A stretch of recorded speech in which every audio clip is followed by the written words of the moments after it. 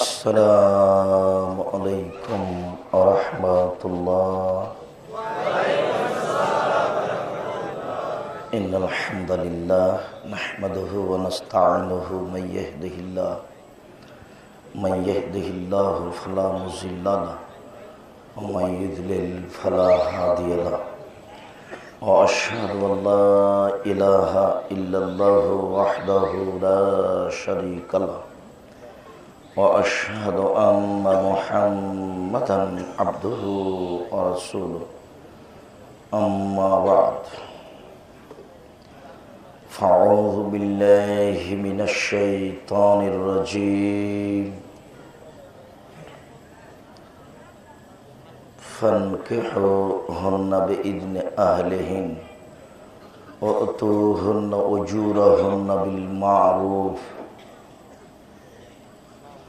عن عبد الله بن مسعود رضي الله تعالى عنه قال قال رسول الله صلى الله عليه وسلم يا معشر الشباب من استطاع منكم الباءة فليتزوج فإنه أغض للبصر وأحسن للفرج فإن لم يستطع فعليه بالصوم فإن له وجاء رواه البخاري مسلم.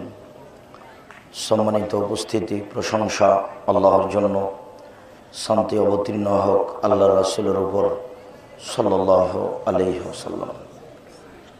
আজ এই দিনী বৈঠকে সংক্ষিপ্ত সময়ে বক্তব্যের বিষয় হলো আদর্শ পরিবার। আদর্শ পরিবার নিয়ে এক গুরুত্বপূর্ণ সংক্ষিপ্ত তথ্যবহুল বিবরণের চেষ্টা করব ইনশাআল্লাহুল আজিজ। সম্মানিত উপস্থিতি, আদর্শ পরিবার বিষয়টি একটি অতীব গুরুত্বপূর্ণ জরুরি বিষয়। যদিও আদর্শ পরিবার হওয়া বিষয়টি মূলত নির্ভর করে স্ত্রীর ওপরেই।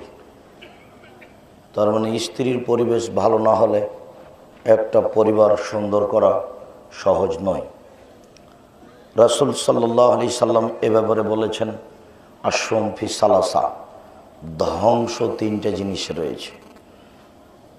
তিনটে জিনিস যদি মানুষের না থাকে তাহলে ও চেষ্টা করলেও আগাতে পারবে না। তার একটা হচ্ছে ফিলমারা, স্ত্রীর মধ্যে ধ্বংস। স্ত্রী যদি পরিবার অনুকূলে না হয়, স্বামীর অনুকূলে না হয়, বাড়ির দাবি দেওয়া অনুকূলে না হয়, তাহলে এই পরিবার কখনো একটা সুন্দর লক্ষ্যে পৌঁছতে পারবে না। রাসূল সাল্লাল্লাহু আলাইহি সাল্লাম বলেছেন, তারপরেরটি অফিল ফারাস, ঘোড়া। ঘোড়া বলতে বুঝাই যুদ্ধ।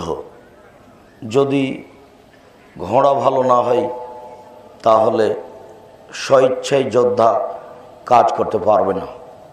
3 অফিদ্দার, প্রতিবেশী। যদি প্রতিবেশী ভালো না হয় তাহলে সে যত বড়ই ইমানদার হোক না কেন নিজেকে সুন্দর করে গড়ে তুলতে পারবে না। প্রতিবেশীর পরিবেশটি অতীব জরুরি। রাসূল সাল্লাল্লাহু আলাইহি সাল্লাম বলেছেন, ধ্বংস তিনটে জিনিসে আছে। 1 স্ত্রীতে, 2 ঘোড়ায়, 3 প্রতিবেশী। এ কারণে রাসূল সাল্লাল্লাহু আলাইহি ওয়াসাল্লাম বলেছেন, আউয়াল খাসমান ইয়াউমুল কিয়ামা জারান, বিচার মাঠে প্রথমে বিচার হবে 2 প্রতিবেশীর। ওখানে তো টিউবওয়েল চলছে, তাহলে এখানে বক্তব্য হবে কি করে? এর আগেও মনে হয় বলছিলাম, আমার মনে হচ্ছে টিউবওয়েলটি বেঁধে দিতে পারেন না, পানি অন্য জায়গা থেকে নিবে। মাথায় গোবর আছে, ওখানে কথা বলছে, আমি এখানে কথা বলছি, তাহলে হলো কি? এমনি তো দোকানপাট বসিয়েছেন, চায়ের স্টল, বিস্কুট, এরই সাথে লাগিয়ে। কি মাথায় আছে? 15-16 বছর থেকে গাজীপুর আসি, তবে একটু হোঁশ বুদ্ধি হয় না? দোকানপাটে 1 কিলোমিটার দূরে বসবে, এই 2 ঘন্টার জন্য এসেছি তাই এত চা লাগবে, এত বিস্কুট লাগবে।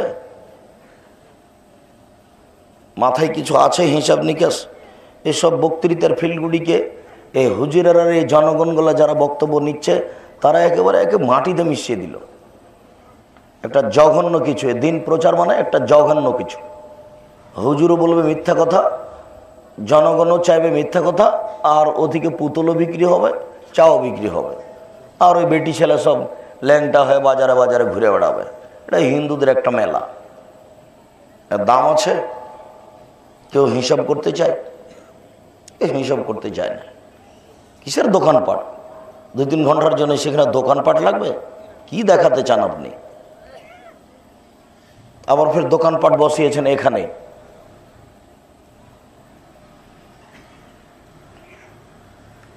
রাসূল সাল্লাল্লাহু আলাইহি ওয়াসাল্লাম বলেছেন, আউয়ালু খাসমানি ইয়াউমুল কিয়ামা জারান, প্রথমে বিচার হবে দুই প্রতিবেশীর।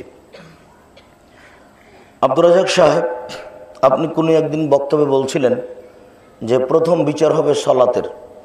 আউয়ালু মা ইউহাসাবু বিহি আবদু ইয়াউমুল কিয়ামা, বিচারের মাঠে প্রথম বিচার হবে নামাজের, সালাতের। জি, এ কথা ঠিক। একটা হলো আল্লাহর হক, একটা হলো মানুষের হক। আল্লাহর হক কি? সালাত আদায় করে দেওয়া। আল্লাহর হক কি? শিরক না করা। আল্লাহর হক কি? যাকাত দেওয়া। আল্লাহর হক কি? সিয়াম পালন করা, রোজা থাকা। আল্লাহর হক কি? হজ করা। আল্লাহর হক কি? দান খায়রাত করা। আল্লাহর হক কি? সুবহানাল্লাহ, আলহামদুলিল্লাহ, আল্লাহু আকবার, জিকির আজকার করা। আল্লাহর হকে প্রথম বিচার হবে সালাতের, আর মানুষের হকে প্রথম বিচার হবে দুই প্রতিবেশীর। মানুষের হক কি? প্রতিবেশী। রাত 12টার সময় ছেলে অ্যাক্সিডেন্ট হয়েছে, রাত 12টার সময় ছেলে অসুস্থ, হঠাৎ করে প্রতিবেশী লাফ দিয়ে উঠে আসবে, কি ভাইজান কি হয়েছে? ডাক্তার ডেকে আনবো? অ্যাম্বুলেন্স আনবো? কি করতে হবে বলেন, কি করা লাগবে? আপনার চেয়েও 100 গুণ বেশি রেডি। তার নাম প্রতিবেশী, তার নাম প্রতিবেশী। এখন তো আপনারা নির্বাচন করতে গিয়ে প্রতিবেশী বলছে যে ও মোরক না, মানে ও বিরোধী দলে আছে। আর শুনেছি যে ওর রাত 12টাতে ছেলের অসুবিধে, তখন খেলে মনে বলছে যে অসুবিধা আরো হোক, আরো হোক। কি খবর গো, মরছে ও মরুক, ভালোই হয়েছে। রাসূল সাল্লাল্লাহু আলাইহি সাল্লামের যুগে একজন লোক এসে বলছে, আল্লাহ রাসূল, কাইফা আলামু আন্নী আসাতু আহসান্ত, আমি কিভাবে বুঝবো যে আমি ভালো মানুষ, আমি খারাপ মানুষ? আমার বুঝার পথ কি? এ কোনো মাপকাঠি আছে যা দিয়ে আমি বুঝবো আমি ভালো, আমি মন্দ? তখন আল্লাহ রাসূল বললেন, ইজা সামিতা মিন জিরানিকা ইয়াকুলুনা কানতা হাসানতা ফাকাদ হাসানতা, তোমার প্রতিবেশী থেকে যখন তুমি শুনবে তোমার প্রতিবেশী বলছে তুমি ভালো মানুষ, তখন তুমি ভালো মানুষ। ওয়াইজা সামিতা মিনহু আন্নাকা আসাতা ফাকাদ আসাতা, যখন তুমি শুনবে তোমার প্রতিবেশী থেকে তুমি খারাপ, তখন তুমি খারাপ। নেন এবার আমি অনুবাদক। 1450 বছর পূর্বে মুহাম্মদ সাল্লাল্লাহু আলাইহি সাল্লাম একথা বলেছেন, একজন ভালো মানুষ হওয়াটা নির্ভর করে কারোর উপরে? প্রতিবেশীর উপরে। যেমন একদিন বলছিলাম, সালাত এমন একটি ইবাদত যার উপরে নির্ভর করে অন্য অন্য ইবাদত। মানে সালাত কবুল হলে বাকি ইবাদত কবুল হবে, সালাত কবুল না হলে বাকি ইবাদত কবুল হবে না। সালাত এমন একটি ইবাদত যার উপরে নির্ভর করে অন্য অন্য ইবাদত। রাসূল সাল্লাল্লাহু আলাইহি সাল্লাম এখানে বলছেন যে মানুষ ভালো হওয়া নির্ভর করে মন্দ হওয়া কার উপরে? প্রতিবেশীর উপরে। তো প্রতিবেশী তো বাউল ফকির, তাহলে খুব অসুবিধা। আল্লাহ রাসূল এভাবে বলেছেন। আল্লাহ রাসূল বলছেন, খায়রুকুম লিসাহিবিহি আসহাবুল খায়রে খায়রুন লিজারিহি, মানুষের মধ্যে সবচেয়ে ভালো মানুষ সেই যে তার প্রতিবেশীর কাছে ভালো। মানুষ যদি প্রতিবেশীর কাছে ভালো না হয় তাহলে সে ভালো নয়।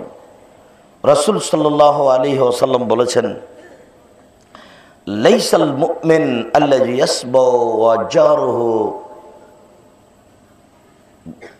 বাই, ওই লোক মুমিন নয় যে লোক নিজে প্রতি পেট পূর্ণ করে খায় আর তার প্রতিবেশী ক্ষুধার্ত থাকে যায়। এটা আগেকার কথা, ও মুমিন নয়। একজন মুমিনের নির্ভর করে ভালো হওয়া তার প্রতিবেশীর উপরে। রাসূল সাল্লাল্লাহু আলাইহি সাল্লাম বলেন, চারটে জিনিস আছে যার সুখময় জীবন তার, চারটে জিনিস আছে যার সুখময় জীবন তার, চারটে জিনিস আছে যার সুখময় জীবন তার। এক, আল মারাতুস সালেহা, ভালো স্ত্রী। এক নম্বরে সুখময় জীবনের জন্য স্ত্রী ভালো হওয়া লাগবে। মাসে 3 লক্ষ টাকা বেতন, বাড়িতে ঢোকার পরেই সালাম দিয়ে ঢুকতে স্ত্রী মুখখান ভারী করে ওইদিকে চলে গেল, তাহলে এখন মনে হবে যে কেন যে বাসায় আসলাম, না আসাই ভালো ছিল। সুখময় জীবন ওর চারটে জিনিস আছে যার। এক, আল মারাতুস সালেহা, ভালো স্ত্রী। দুই, আল জারুস সালেহ, ভালো প্রতিবেশী। এইটার জন্য এই বাক্যটা বললাম, ভালো প্রতিবেশী। তিন, আল মারকাবুল হানি, একটা ভালো গাড়ি। 2 কোটি টাকা দামের গাড়ি উঠেই চাকা নষ্ট, মনটা খারাপ। সাইকেল একটা আছে, উঠেছেন চেন পড়ে গেল, আবার উঠেছেন চেন পড়ে গেল ঠিক করে, এখন মনে হয় ওই জায়গায় ফেলে রেখে চলে যায় রাস্তার গাড়িতে। এই জন্য একটা ভালো বাহন। 4, আল বাইতুল ওয়াসে, প্রশস্ত ঘর। অন্তত একটা ঘর, যে ঘরে মেহমান বসে, এইটা অনেক বড় হতে হবে। 8 জন 10 জন 15 জন 20 জন মানুষ আসবে, খাবে, থাকবে। ফকির মিসকিন, আত্মীয় স্বজন, হিন্দু মুসলমান, যে আসবে সে খাবে। বাড়ির নাম হবে মেহমানখানা। বাড়ির নাম কি হবে?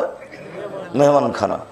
এইবার যদি স্ত্রী ধমকায়, হ্যাঁ বুঝো না সুঝো না, 10টায় মেহমান নিয়ে আসো, কে এগুলো করবে? একদিন ধমকালে আর মেহমান নিয়ে আসতে পারবেন না, সাহস হবে না। এই জন্য বলেছিলাম যে আপনার স্ত্রীকে হতে হবে আপনার মায়ের মতো। আপনার মা আপনাদের জন্য রান্না বান্না করতো, আপনারা ছিলেন 10 ভাই বোন, 10 জন, আর আপনার মা আর আপনার বাপ 12 জন, আর 2 জন ছিল কিষান কামলা 14 জন, আর রাতে আপনার বাপ 2 জন ফকির ধরে নিয়েছে মসজিদ থেকে 16 জন। এতজন মানুষের ভাত রান্না করতো আপনার মা ঢেঁকিতে ধান ভেঙে। মনে আছে কি? আপনার মায়ের কাছে একটুকু এগুলো ভারী ছিল না। কোনো দিন আপনার মা আপনার বাপের উপরে রাগ করেনি, হ্যাঁ রাইতে ফকির ধরে নিচ্ছে, এগুলো কে করবে, এরকম বলেনি আপনার মা কোনো দিন। অথচ ঢেঁকিতে ধান ভেঙেই এগুলো সব রেডি করতো। আরও মনে আছে কি, চুলার উপর থেকে ছাই সরিয়ে নিচে থেকে ছায়ের ভিতর থেকে আগুন বের করে খড়ের ভিতরে দিয়ে মুখে ফোঁক দিয়ে আগুন জ্বালিয়ে ভাত রান্না করতো, এটা মনে আছে? এখন যেখানে আপনার স্ত্রী রান্না করে সেখানে গ্যাসের চুলা আছে, টিপলে আগুন। ফ্রিজে সব তরি তরকারি রেডি, চাউলও রেডি, সব কিছু রেডি। এরপরে মেহমান দেখে আপনার স্ত্রী নাক সিটকানি দিল, তার মানে এ বউকে তালাক দিতে হবে, এ বউ দিয়ে সংসার চলবে না। আল্লাহ রাসূলকে জিজ্ঞাসা করা হয়েছিল সবচেয়ে ভালো মানুষ কে?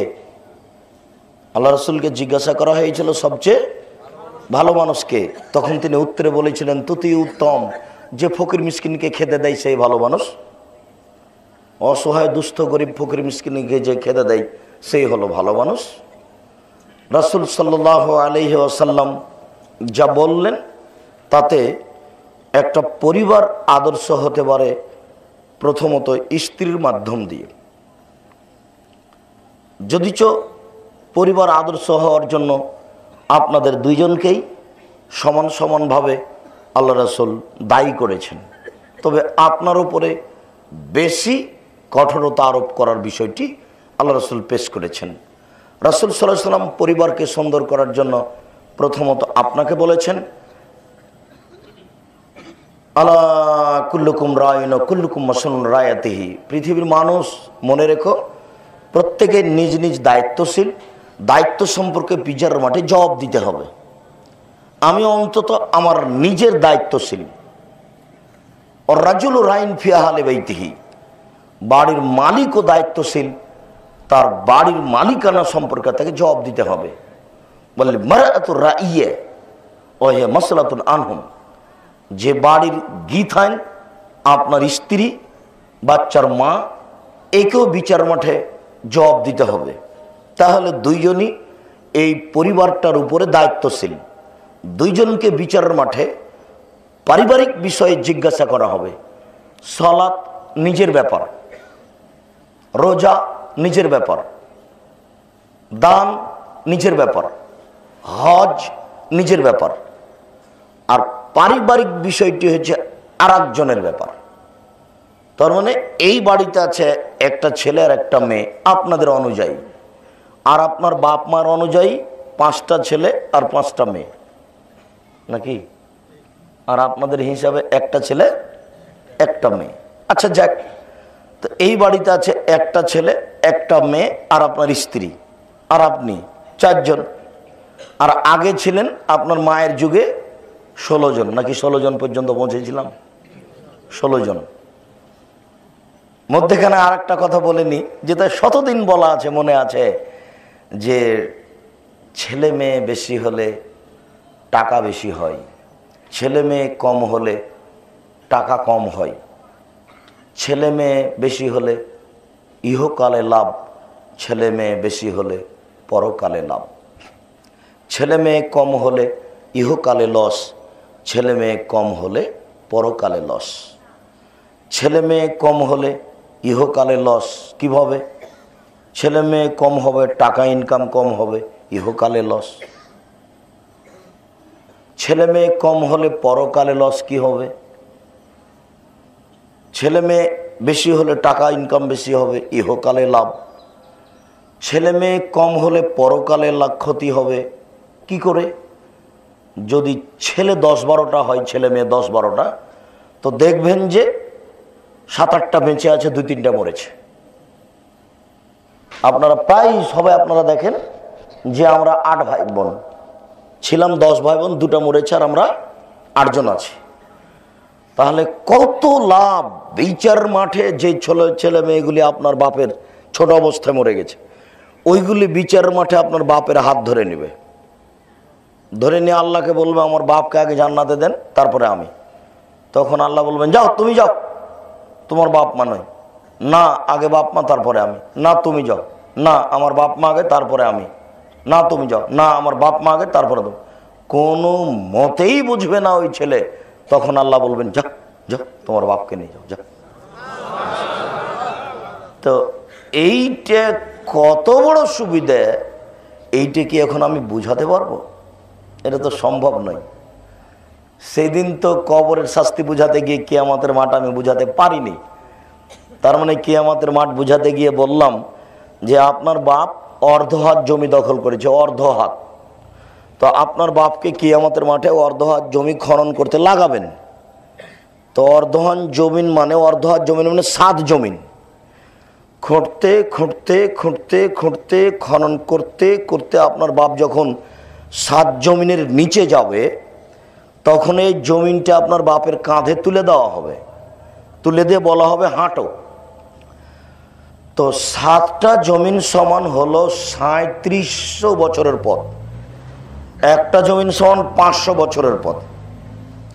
তাহলে 7টা জমিন সমান কত পথ হলো? 5-7 3500 বছরের পথ। তার মানে একটা দ্রুতগামী ঘোড়া 3500 বছর দৌড়ালে যত যাবে, 7টা জমিনের মোটা তত। তবে আপনার বাপকে এটা খুঁড়ে যেতে কতদিন লাগবে এই কথা আল্লাহর নবী বলেননি। এরপরে আপনার বাপের কাঁধে তুলে দিয়ে আল্লাহ বলবেন যখন তুমি হাঁটো, কত দিন হাঁটবে এই কথা আল্লাহর নবী বলেননি। তবে বলেছেন ইলাউমিল কিয়ামা, বিচারের দিন পর্যন্ত। সুমা বলেছেন সুমা ইউকজাবাইনান নাস, আপনার বাপের বিচার হবে সব পরে। যারা জালেম তাদের বিচার হবে শেষে। যে না, ওটা কিন্তু একটা পাপ, এটা কিন্তু জুলুম নয়। বুঝতে পারলেন না? সুদ এটা কিন্তু একটা পাপ, এটা কিন্তু জুলুম নয়। জুলুম কোনটা তাহলে? ওই যে জমি দখল করে নিয়েছেন, দলীয় দাপটে ক্ষমতা আছে, কে ঠেকাবে? তাহলে জুলুম কোনটা? ওই যে 90 বছরের মানুষ একটা কথা বলেছে, ভুল হয়ে গেছে, তখন আপনি বললেন চুপ থাকেন, কে বুঝেন আপনি কথা বলতে এসেছেন এখানে? এটা হলো মানের হানি। এটার নাম জুলুম। আর সব জমি বেটি রেখে দিয়ে দিয়েছেন, বেটারাকে দেননি, বা বেটারাকে লিখে দিয়েছেন, বেটি রেখে দেননি, জুলুম। হজ করতে গেছে মাত্র 3টে বেটি, ভাতিজা রেখে দিবে না, সেই জন্য সব বেটিকে লিখে দিয়ে হজ করতে চলে গেছে। নেন এবার। তখন আল্লাহ কি বলছেন? ও মুরব্বি, বাড়ি যাও গো, বাড়ি যাও, বেটির কাছ থেকে জমি ফিরিয়ে নাও, ফিরিয়ে নিয়ে 3 বেটিকে 3 ভাগের 2 ভাগ দিয়ে দিও, আর 1 ভাগ ভাতিজা ভাতিজিকে দিয়ে আসিও। খামাখে এখানে এসে কান্নাকাটি করে কোনো লাভ নাই।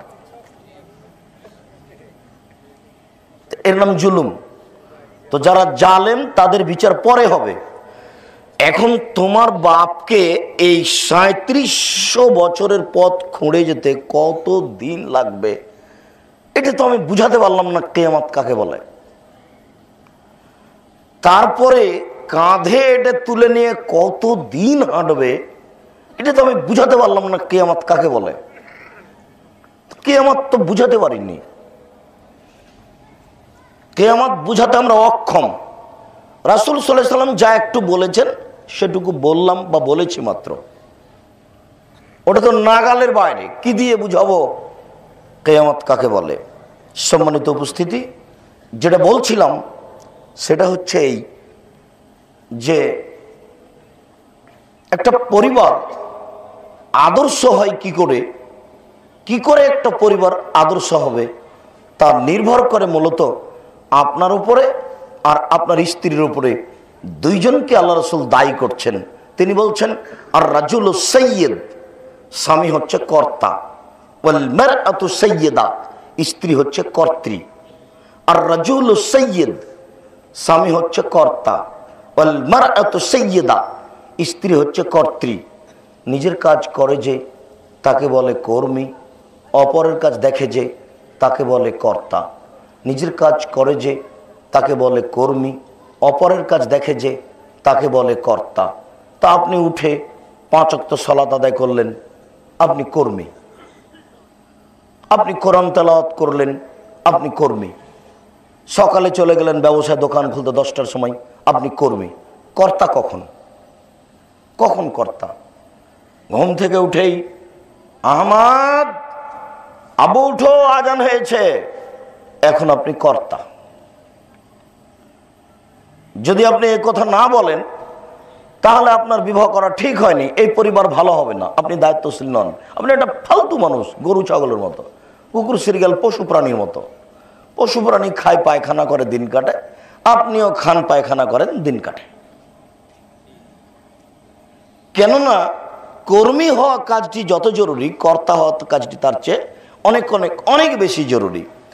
এই কথাটা বুঝাতে গিয়ে আপনাকে আমি বলেছিলাম যে আপনার ছেলেটা প্রত্যেক দিন মাগরিবের সময় 6:40 বাড়িতে ঢোকে, আজকে 7টা বেজে গেছে। এখন আপনার এবং আপনার স্ত্রীর প্রথম কাজ হবে কোরআন তেলাওয়াত করা নয়, তাসবিহ তাহলিল করা নয়। উঠে এসে আহমদ, শোনো আব্বু, কি 20 মিনিট দেরি হলো, কোথায়? কথা বলে না। এই কথা বলছো না কেন? 20 মিনিট দেরি হলো, কোথায়? কথা বলে না। এই কথা বলছো না কেন? 20 মিনিট বুঝাতে না পারলে তোমার পিঠের চামড়া তুলে দেবো, আমি তোমার বাপ বলছি, এর নাম বাপ। 20 মিনিট বুঝাতে না পারলে তোমার দাঁত ভেঙে দেবো, আমি তোমার মা বলছি, এর নাম মা। ও তো জানে না মা কিভাবে হয়। বাপে বিবাহ দিয়েছে, বাসর ঘরে গেছে, বাচ্চা হয়েছে, তাই মা। খাই পায়খানা করে দুইজন মিলে, এসব পরিবারের কি দাম আছে? ছেলে মেয়ে জন্ম নিচ্ছে, আব্বু আম্মু করতে করতে টিভি দেখবে, গেমস খেলাবে, তারপর বড় হবে, বেটি ছেলের পিছে পিছে ঘুরবে, তারপর একদিন চুরি চামারি করে কোনো চাকরি বাকরি করবে, এর নাম সংসার। আর যদি খুব ব্রেনিয়ান ছেলে হয়, লন্ডন যাবে, বড় একটা ডাক্তার হবে, ফিরে আসবে, গাড়ি থেকে নামবে, তখন পায়ে থাকবে জুতা মোজা, গায়ে থাকবে কোট, গলায় থাকবে টাই, দাড়ি থাকবে চাঁচা, হাতে থাকবে সিগারেট, গাড়ি থেকে নামবে, দামি ছেলে, বড় ডাক্তার, 3 লক্ষ টাকা মাসে বেতন, পিজি হাসপাতাল। একটু পরে দেখলাম গাড়ি থেকে স্ত্রী নামলো, হালকা হালকা গায়ে কাপড় আছে। একটু পরে ছেলের মেয়ে নামলো বেটি, নাতনি, চাঁপাইনবাবগঞ্জের ভাষায় পুতিন, ওর পরনে কাপড়ই নাই। তারপরে একটু পরে দেখালো যে গাড়ির পিছন দিকে কুকুর আছে। গাড়ির পিছন দিকে কি আছে? কুকুর আছে। এবার টাকাটি কি করলেন আপনি বলেন তো? এই যে দীর্ঘ যাবৎ পড়ালেন, এই টাকাটি কি হলো? কেউ ভাবে না সংসার কি জিনিস, ছেলে মেয়ে কি জিনিস, বাপ মা একটুকু ভাবে না। বাপ মা মনে করছে যে ছেলে হয়েছে এভাবে বাসরাতের ঘরে যাওয়াতে, তাকে ইংরেজি শেখাতে হবে, তাই এগুলো নিয়ে বাপ মা চেষ্টা করছে। একটুকু কেউ হিসাব করে না। আল্লাহ বলছেন ওরা বুঝেও বুঝে না, ওদের অন্তর আছে বুঝে না। ওরা দেখেও দেখে না, ওদের চক্ষু আছে দেখে না। ওরা শোনেও শোনে না, ওদের কান আছে শোনে না। উলাইকা কালানাম, তারা হলো পশু প্রাণীর মতো, তারা গরু ছাগলের মতো, তারা কুকুর শ্রীগালের মতো, বাল হুয়া আযাল, বরং তার চেয়ে খারাপ। আল্লাহ বলছেন যে মানুষ গরু ছাগলের মতো। আল্লাহ বলছেন মানুষ পশু প্রাণীর মতো। পশু প্রাণী, আপনাদের মনে আছে কি না, আমার আব্বা কৃষক মানুষ, আমরা মাঠে গরু নিয়ে গেছি চড়াতে। তো আমরা সব 5 জন 7 জন বসে আছি এক জায়গাতে, তো গরুটা চলে যাচ্ছে ক্ষেতের দিকে। তখন আমরা বলতাম এই, থেমে যেত, একটু পরে আবার যেত। তাহলে বুঝেও বুঝেনি, তাই তো ও গরু, তাই তো ছাগল, বুঝেও, ওকে তো আমি থামতে বললাম, তো থেমে গেল, তো তারপর আবার হাঁটছে একটু পরে। তো আপনি তো বুঝেন যে নামাজ পড়তে হবে, তো বুঝলেন না, বুঝেও তো বুঝলেন না, পড়েন না। আপনি তো জানেন যে সুদ খেতে হবে না, তো জেনেও খাচ্ছেন, তাহলে বুঝেও বুঝলেন না। দোকানে বসে আড্ডা পিটছেন, কতবার বলেছি, প্রত্যেকটা মোবাইলে আছে যে আপনি দোকানে আড্ডা পিটিয়েন না। দোকানে যে বসে থাকেন কেন? জানেন না যে ওখানে আর একজনের গিবাত হয়, বিগত চেয়ারম্যানের নিন্দা হয়? সেখানে আপনি দোকানে গেলেন কেন? আপনাকে আমি বলিনি যে আপনি দাঁড়িয়ে থেকে লবণ কিনবেন, লবণ কেনা শেষ হয়ে গেলে 1 মিনিট দাঁড়াবেন না দোকানে। যদি দাঁড়িয়ে দোকানে গল্প করেন, আপনি একটা অভদ্র, একটা ফালতু মানুষ, আপনি 3 নম্বর নিম্ন শ্রেণীর মানুষ, আপনি ইতর শ্রেণীর মানুষ। আপনি দোকানে বসে আড্ডা পিটানোর নিজেকে ভদ্র বলে মনে করেন? ভদ্রতা কাকে বলে বেটা? নিম্ন শ্রেণীর মানুষ আপনি, আপনি ইতর শ্রেণীর মানুষ, তাই তো ওখানে গল্প জমাবেন কেন? কি পেয়েছেন আপনি ওখানে? বেটি ছেলে ল্যাংটা মেয়ে নাচছে আর দোকানের সামনে বসে আছেন মানে? ও, পতিতালয়ের রং মাখানো মেয়েকে দেখে চক্ষু ঠান্ডা করে, কলিজা ঠান্ডা করে, আর তাহাজ্জুদ পড়ে জান্নাত কিনতে চায়। দোকানে যখন বসে থাকে তখন ল্যাংটা মেয়ে নাচে ইন্ডিয়ার, আবার বাড়িতে যখন আসে তখন ঘর ভর্তি কি, দেওয়াল ভর্তি টিভি। একবারে ইন্ডিয়ার মেয়ে চলে আসছে বিশাল আকৃতিতে, দেখতে খুব ভালো লাগে না? ভালো লাগেই তো, জানটা ঠান্ডা হয়ে যায়, চক্ষুটা ঠান্ডা হয়ে যায়, কলিজা শীতল হয়ে যায়। রং মাখানো মেয়েকে দেখে তাহাজ্জুদ পড়ে জান্নাত কিনতে চায়। কি মানুষের হিসাব! ওরা বুঝেও বুঝে না, ওদের অন্তর আছে বুঝে না। ওরা দেখেও দেখে না, ওদের চক্ষু আছে দেখে না। ওরা শোনেও শোনে না, ওদের কান আছে শোনে না। উলাইকা কালানাম, তারা পশু প্রাণীর মতো, তারা গরু ছাগলের মতো, তারা কুকুর শ্রীগালের মতো, বাল হুয়া আযাল, বরং তার চেয়ে খারাপ। এইটা কে গো? তার চেয়ে খারাপ এইটা আবার কে? তার চেয়ে খারাপ তোমার বাপ আর তুমি। আপনারা হিসাবে এভাবে কটাক্ষ করে বলেন কেন? আমার কিছু করার নেই, তাই আমি বলি। আপনার বাপ কিভাবে জমি দখল করেছে, এই জন্য আপনার বাপ কুকুর শ্রীগালের চেয়ে খারাপ? আমি তো বলিনি, আল্লাহ বলছেন। আর তুমি কিভাবে? তুমি এই বৃদ্ধ মানুষ কি একটা কথা বলেছে, ভুল হয়ে গেছে। তুমি বলো চাচাজি এখানে কথা আপনি বলিয়েন না, চুপ থাকেন। এই কথা না বলে তুমি কেন বললে? চুপ থাকেন। কি বুঝেন আপনি? চুপ থাকেন। এই কথা তুমি কেন বললে? হ্যাঁ, তুমি কুকুর শ্রীগালের চেয়ে খারাপ। আল্লাহ বলছেন ওরা পশু প্রাণীর মতো, ওরা গরু ছাগলের মতো, ওরা কুকুর শ্রীগালের মতো, বাল হুয়া আযাল, বরং তার চেয়ে খারাপ। বলেন তো দেখি সেটা কোনটা? সেটা কে? এমনি তো আল্লাহ বলে ফেলেছেন অনেক। আল্লাহ বলছেন যে ওরা কুকুর শ্রীগালের মতো, এটি কি কথা কম হলো নাকি? ওরা গরু ছাগলের মতো, এই কথা কি কম হলো? মানুষকে বলছেন আল্লাহ যে ওরা গরু ছাগলের মতো, পশু প্রাণীর মতো। এই পর্যন্ত তো আল্লাহ অনেক বলেছেন। এরপর আল্লাহ বলছেন বাল হওয়া জাল, বরং তার চেয়ে খারাপ। বলেন সেটাকে? আমি এমনিতে খুঁজে বের করলাম যে আপনারা বাপ বেটা। আপনারা বাপ বেটা কিভাবে? আপনার বাপ মারা 10 বছর হলো, তো আপনার বোনকে জমি দেননি কেন? এই ছেলে, তোমার ফুফুকে জমি দেননি কেন গো তোমার বাপ? তোমার দাদা মারা কতদিন হলো? 10 বছর। তোমার বাপ আজও তোমার ফুফুকে জমি দেয়নি। তোমার বাপ কুকুর শ্রীগালের চেয়ে খারাপ। আর না হলে তুমি বের করো আল্লাহ কাকে বললেন কুকুর শ্রীগালের চেয়ে খারাপ, সেইটাকে? আমি একটা বুঝিয়ে বললাম যে তোমার বাপ। কিভাবে? তোমার বাপ জোর করে জমি দখল করেছে, এই জন্য। কিভাবে? তোমার বাপ তোমার ফুফুকে এখনো জমি দেয়নি, এই জন্য। আর তুমি কিভাবে? তুমি বৃদ্ধ মানুষকে কেন বললে না চাচাজি আপনি বুঝিয়েন না, চুপ থাকেন? এ কথা তুমি বললে না কেন? কেন তুমি বললে চুপ থাকেন? কে বুঝেন আপনি? কথা কি আমার বুঝতে পেরেছেন? তুমি কেন এইভাবে বললে? তুমি কেন বললে? তুমি কিসের পড়াশোনা? তুমি কি বুঝো? তুমি কুকুর শ্রীগালের চেয়ে খারাপ। তুমি আল্লাহর কোরআন মাজিদকে বুঝো না। তুমি খাও পায়খানা করো, দিন কাটাও, এই তো তুমি মানুষ। সম্মানিত দিনী ভাই, স্বামীর উপরে বিষয়টি খুব কঠোরতা আরোপ করেছেন আল্লাহ। এই আল্লাহ রাসূল এই কথাটা দেখিয়ে পরিবার আদর্শ ধারাবাহিকভাবে কিভাবে হয় তা একটু দেখাবো।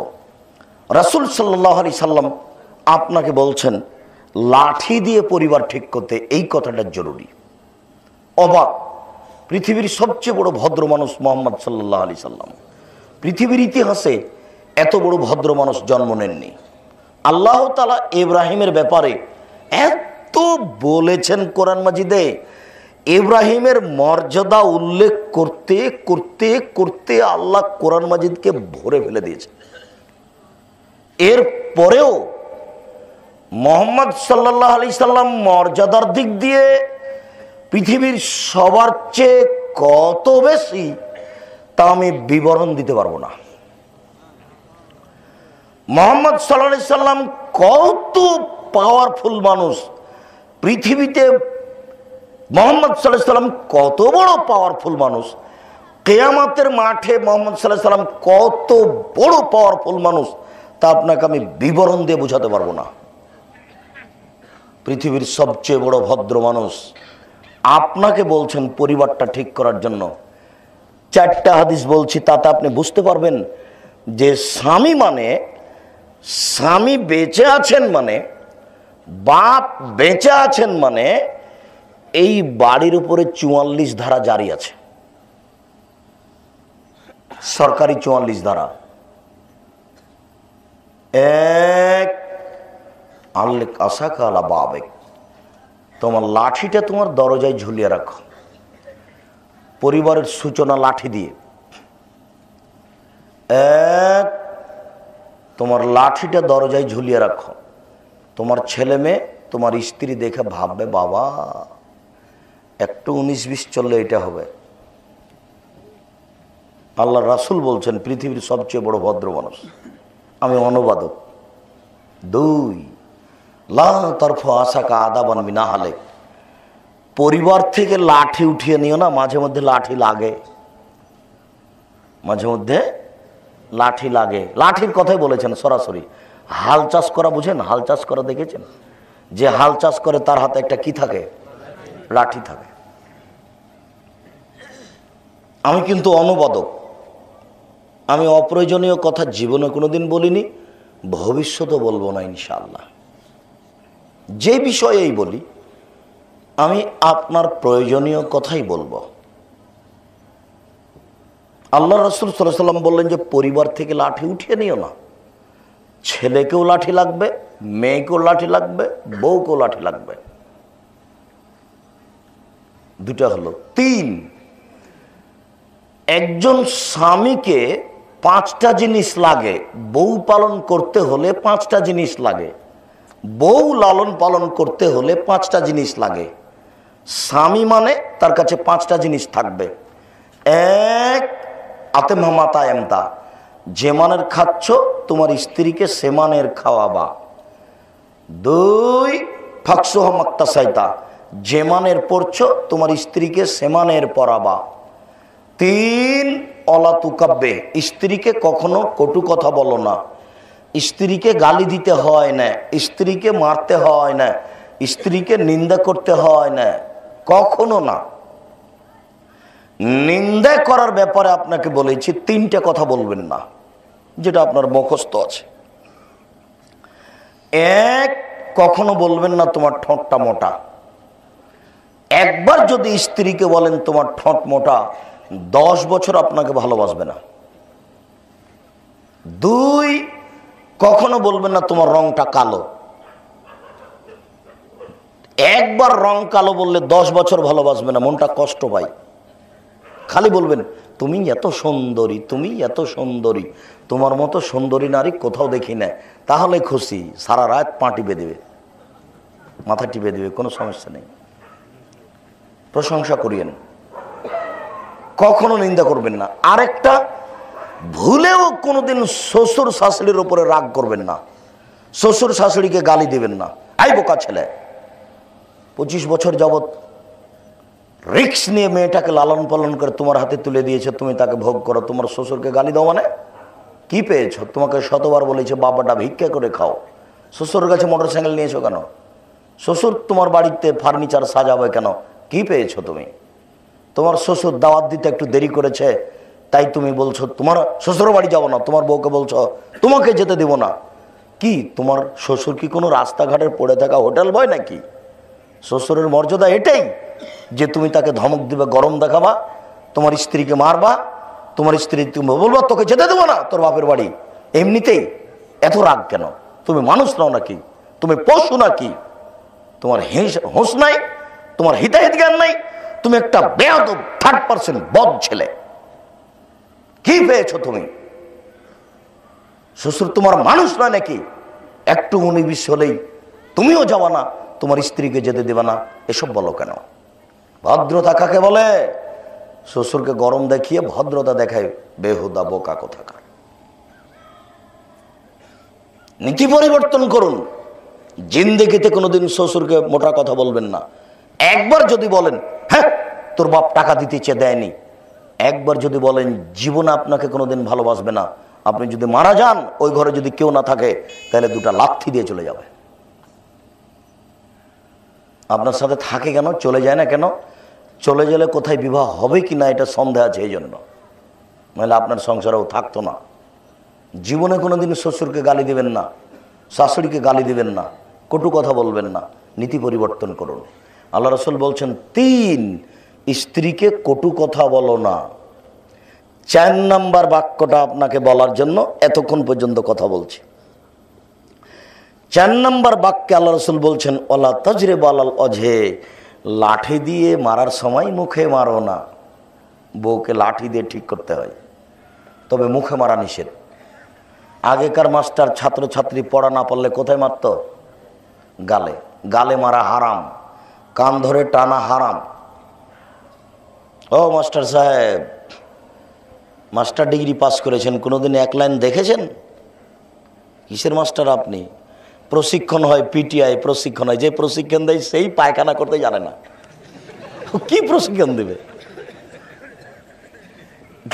তার পেশাব পায়খানাই তার জানা নাই, ও নাকি প্রশিক্ষক। কত কি বলছে, কি বলল? 3 দিন যাবত প্রশিক্ষণ দিল, তার বলল যে ছাত্রকে মারিও না, মারা হবে না, এইটা দিলে প্রশিক্ষণ। আর আল্লাহর নবী বলছেন যে বউকে লাঠি দিয়ে ঠিক করো, তবে মুখে মারো না। লাঠি দিয়েই ঠিক করতে হবে। কত বড় ভদ্র মানুষ! প্রথম আগের বাক্যে বললেন কটু কথা বলো না, এত বড় ভদ্র মানুষ পরের বাক্যে বলছেন বউকে লাঠি দিয়ে ঠিক করো, তবে মুখে মারো না। তাহলে বউ খুব আদরের বস্তু, এই কথা ঠিক। ওরা এত আদরের, ওরা এত আদরের, ওরা এত আদরের, ওরা হচ্ছে বগুড়া সোনাতলা হাটের আদরের মালসা।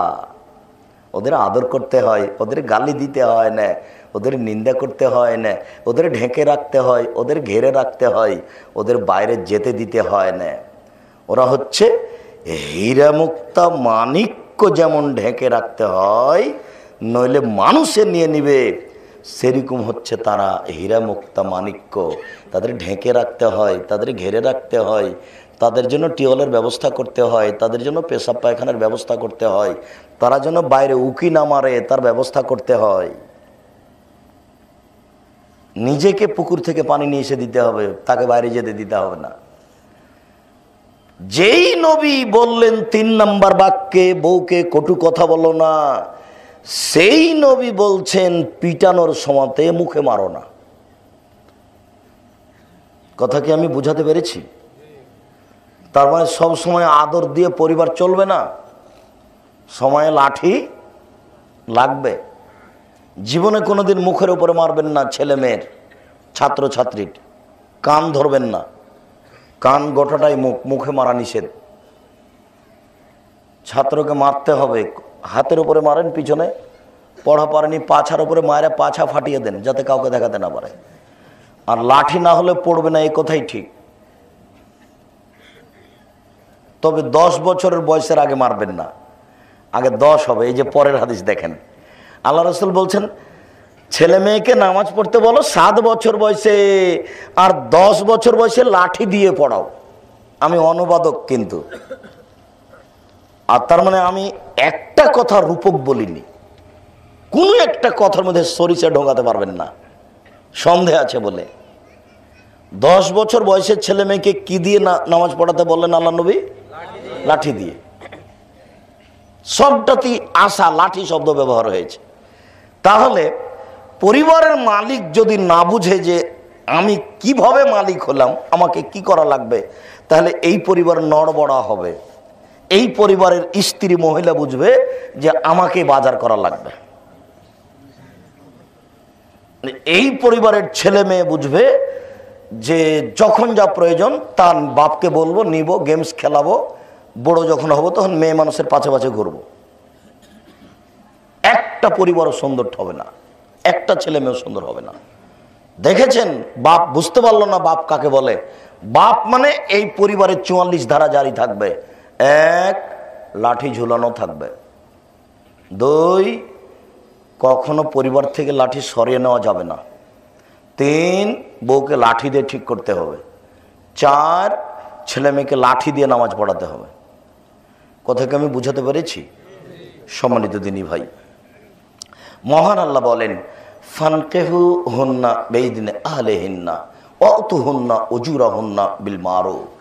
পৃথিবীর মানুষ, তোমরা মেয়েদেরকে বিবাহ করো তাদের অভিভাবককে বলে, আর মেয়েদেরকে যথাযথ মোহর প্রদান করো। কোনো মেয়েকে এমনিতেই বিবাহ করা যাবে না, মালিককে বলে।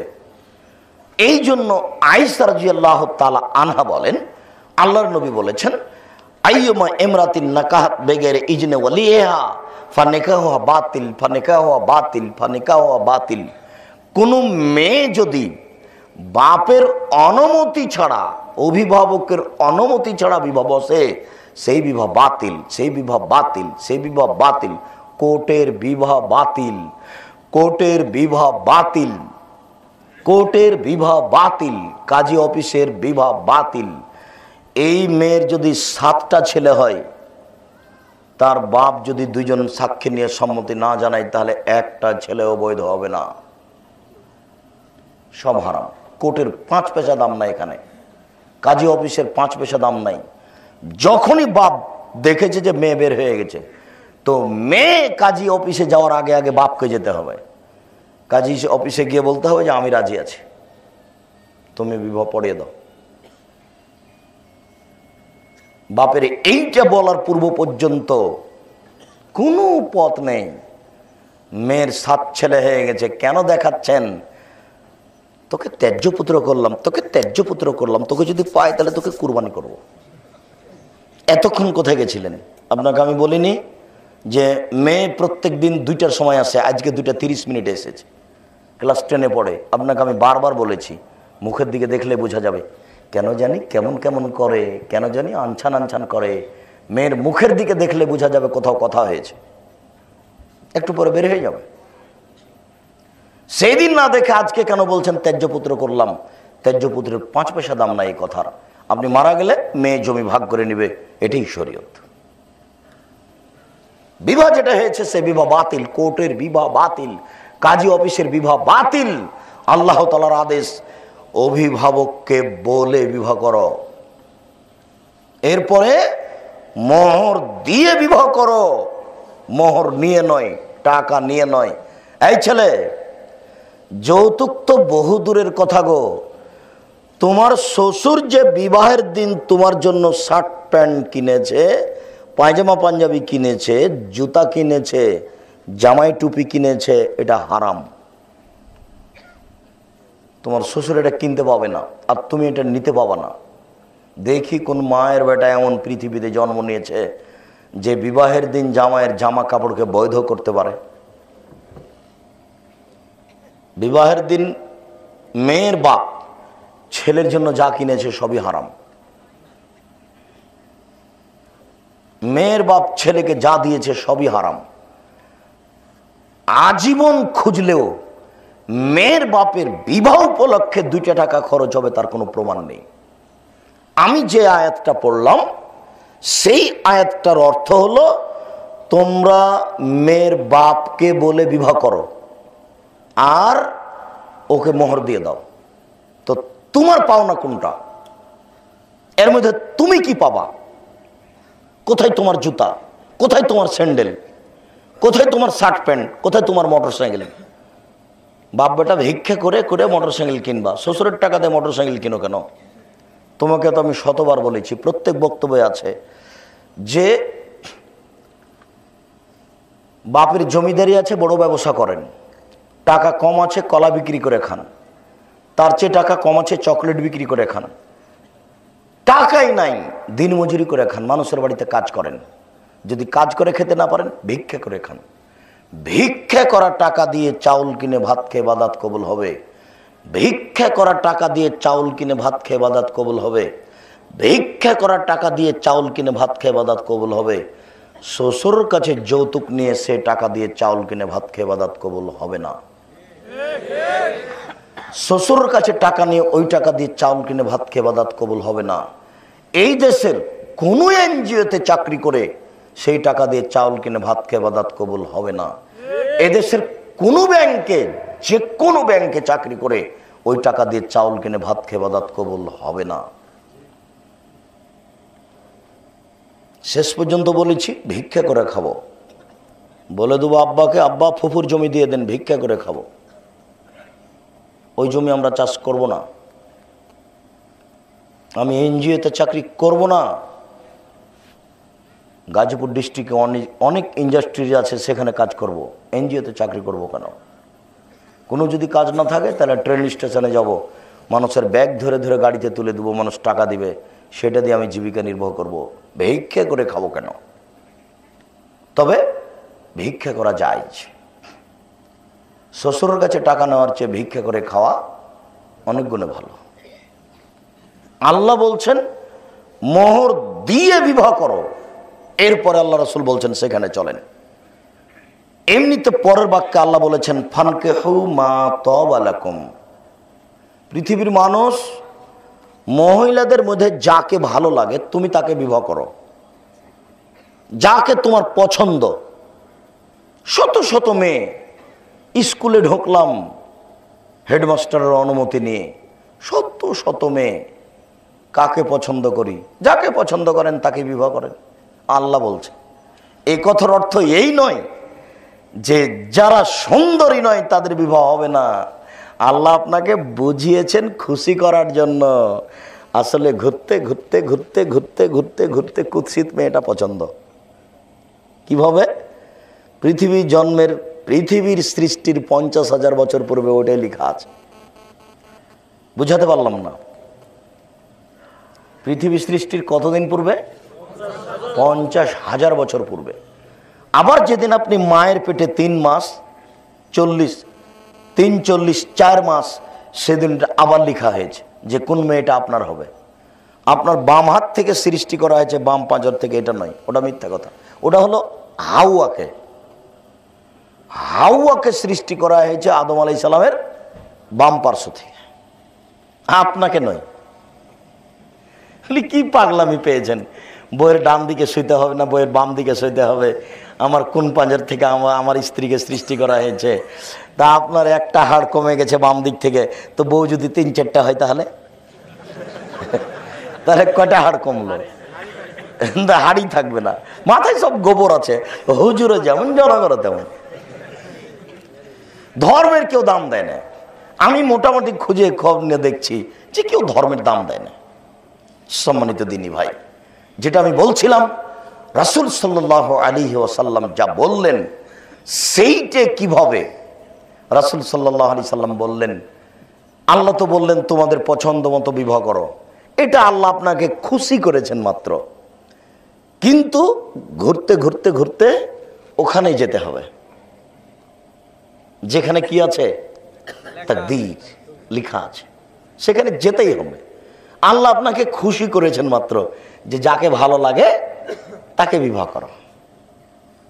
আপনি মনে করলেন আমি তো খুব খুশি, মেয়েটা দেখো ওইটে, ওটা ভালো লাগে না, ওইটে, ওটা ভালো লাগে না, ওইটে, ওইটা ভালো লাগে না, ওইটে। আল্লাহ রাসূল বলছেন, ইয়া মাশারা শাবাব, হে যুবক দল, মানিস্তাতা মিনকুমুল বাত, তোমাদের যাদের সম্পদ আছে সে যেন বিবাহ করে, ফালিয়াতাজাওয়াজ, সে যেন বিবাহ করে। বিবাহ করলে ক্ষমতা লাগে, ক্ষমতা। এক, পেশাবখানা, পায়খানা, গোসলখানা, বৈঠকখানা, মোহর, শারীরিক ক্ষমতা, 6টা জিনিসের নাম ক্ষমতা। এই শোনো, তোমাদের যাদের টাকা আছে, এখন আবার ছেলের বাপ মনে করছে এবং ছেলে বাপ বেটা মনে করছে চাকরি না হওয়া পর্যন্ত বিবাহ করব না, অথচ তার বাপের জমি জায়গা আছে। আর মেয়েটা যখন মাস্টার ডিগ্রি পাস করেছে তখন মেয়েটাও ভাবছে যে না, বিবাহ বসতে 2 দিন দেরি করি, একটা চাকরি খুঁজি আগে। তার মানে তার শিক্ষাটাই তাকে বিপদে ফেলেছে, তার শিক্ষা তাকে বিপদে ফেলেছে। সে তখন বুঝে নিচ্ছে যে আমি একটা চাকরি না করে কোথায় বিবাহ বসি। তার বাপও ভাবছে এতদিন যাবত টাকা পয়সা খরচ করে মেয়েটাকে পড়ালাম, একটা চাকরি না হয়ে কোথায় বিবাহ দিই, সবাই বিপদে, কেউ তো আর হকটা বুঝে না।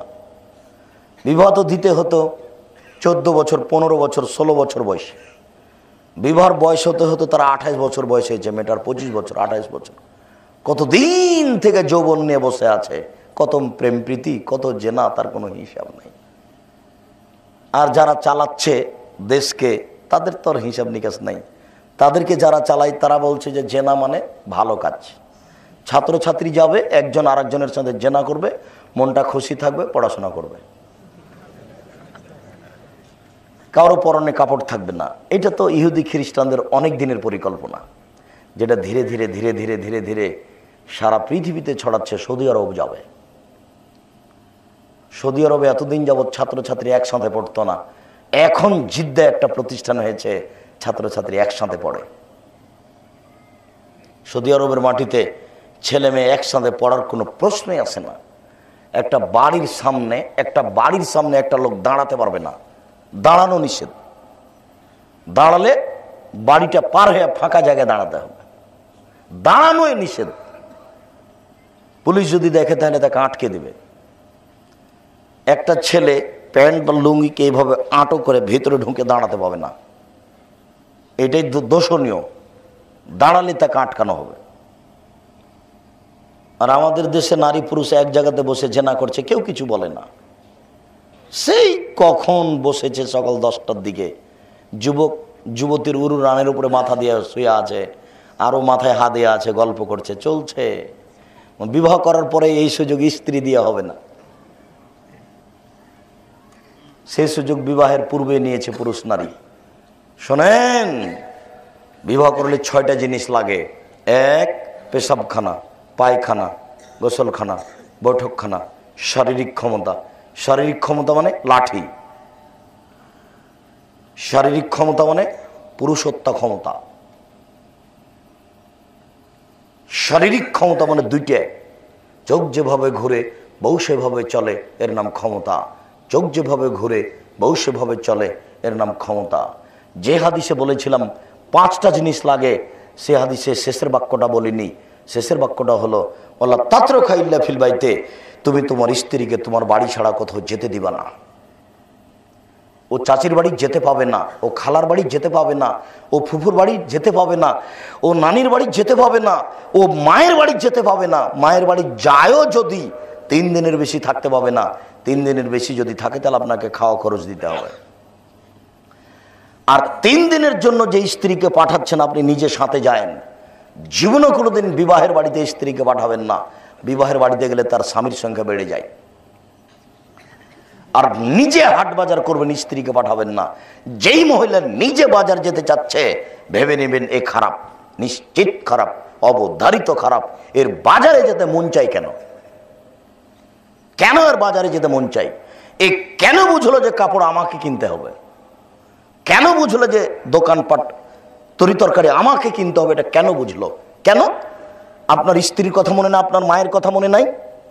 আপনার আব্বা আপনার মাকে নিয়ে গেছিল হাসপাতালে, তখন গাড়িতে উঠার সময়তে গাওটা একটু আরেকজন পুরুষের সাথে লেগে গেছিল।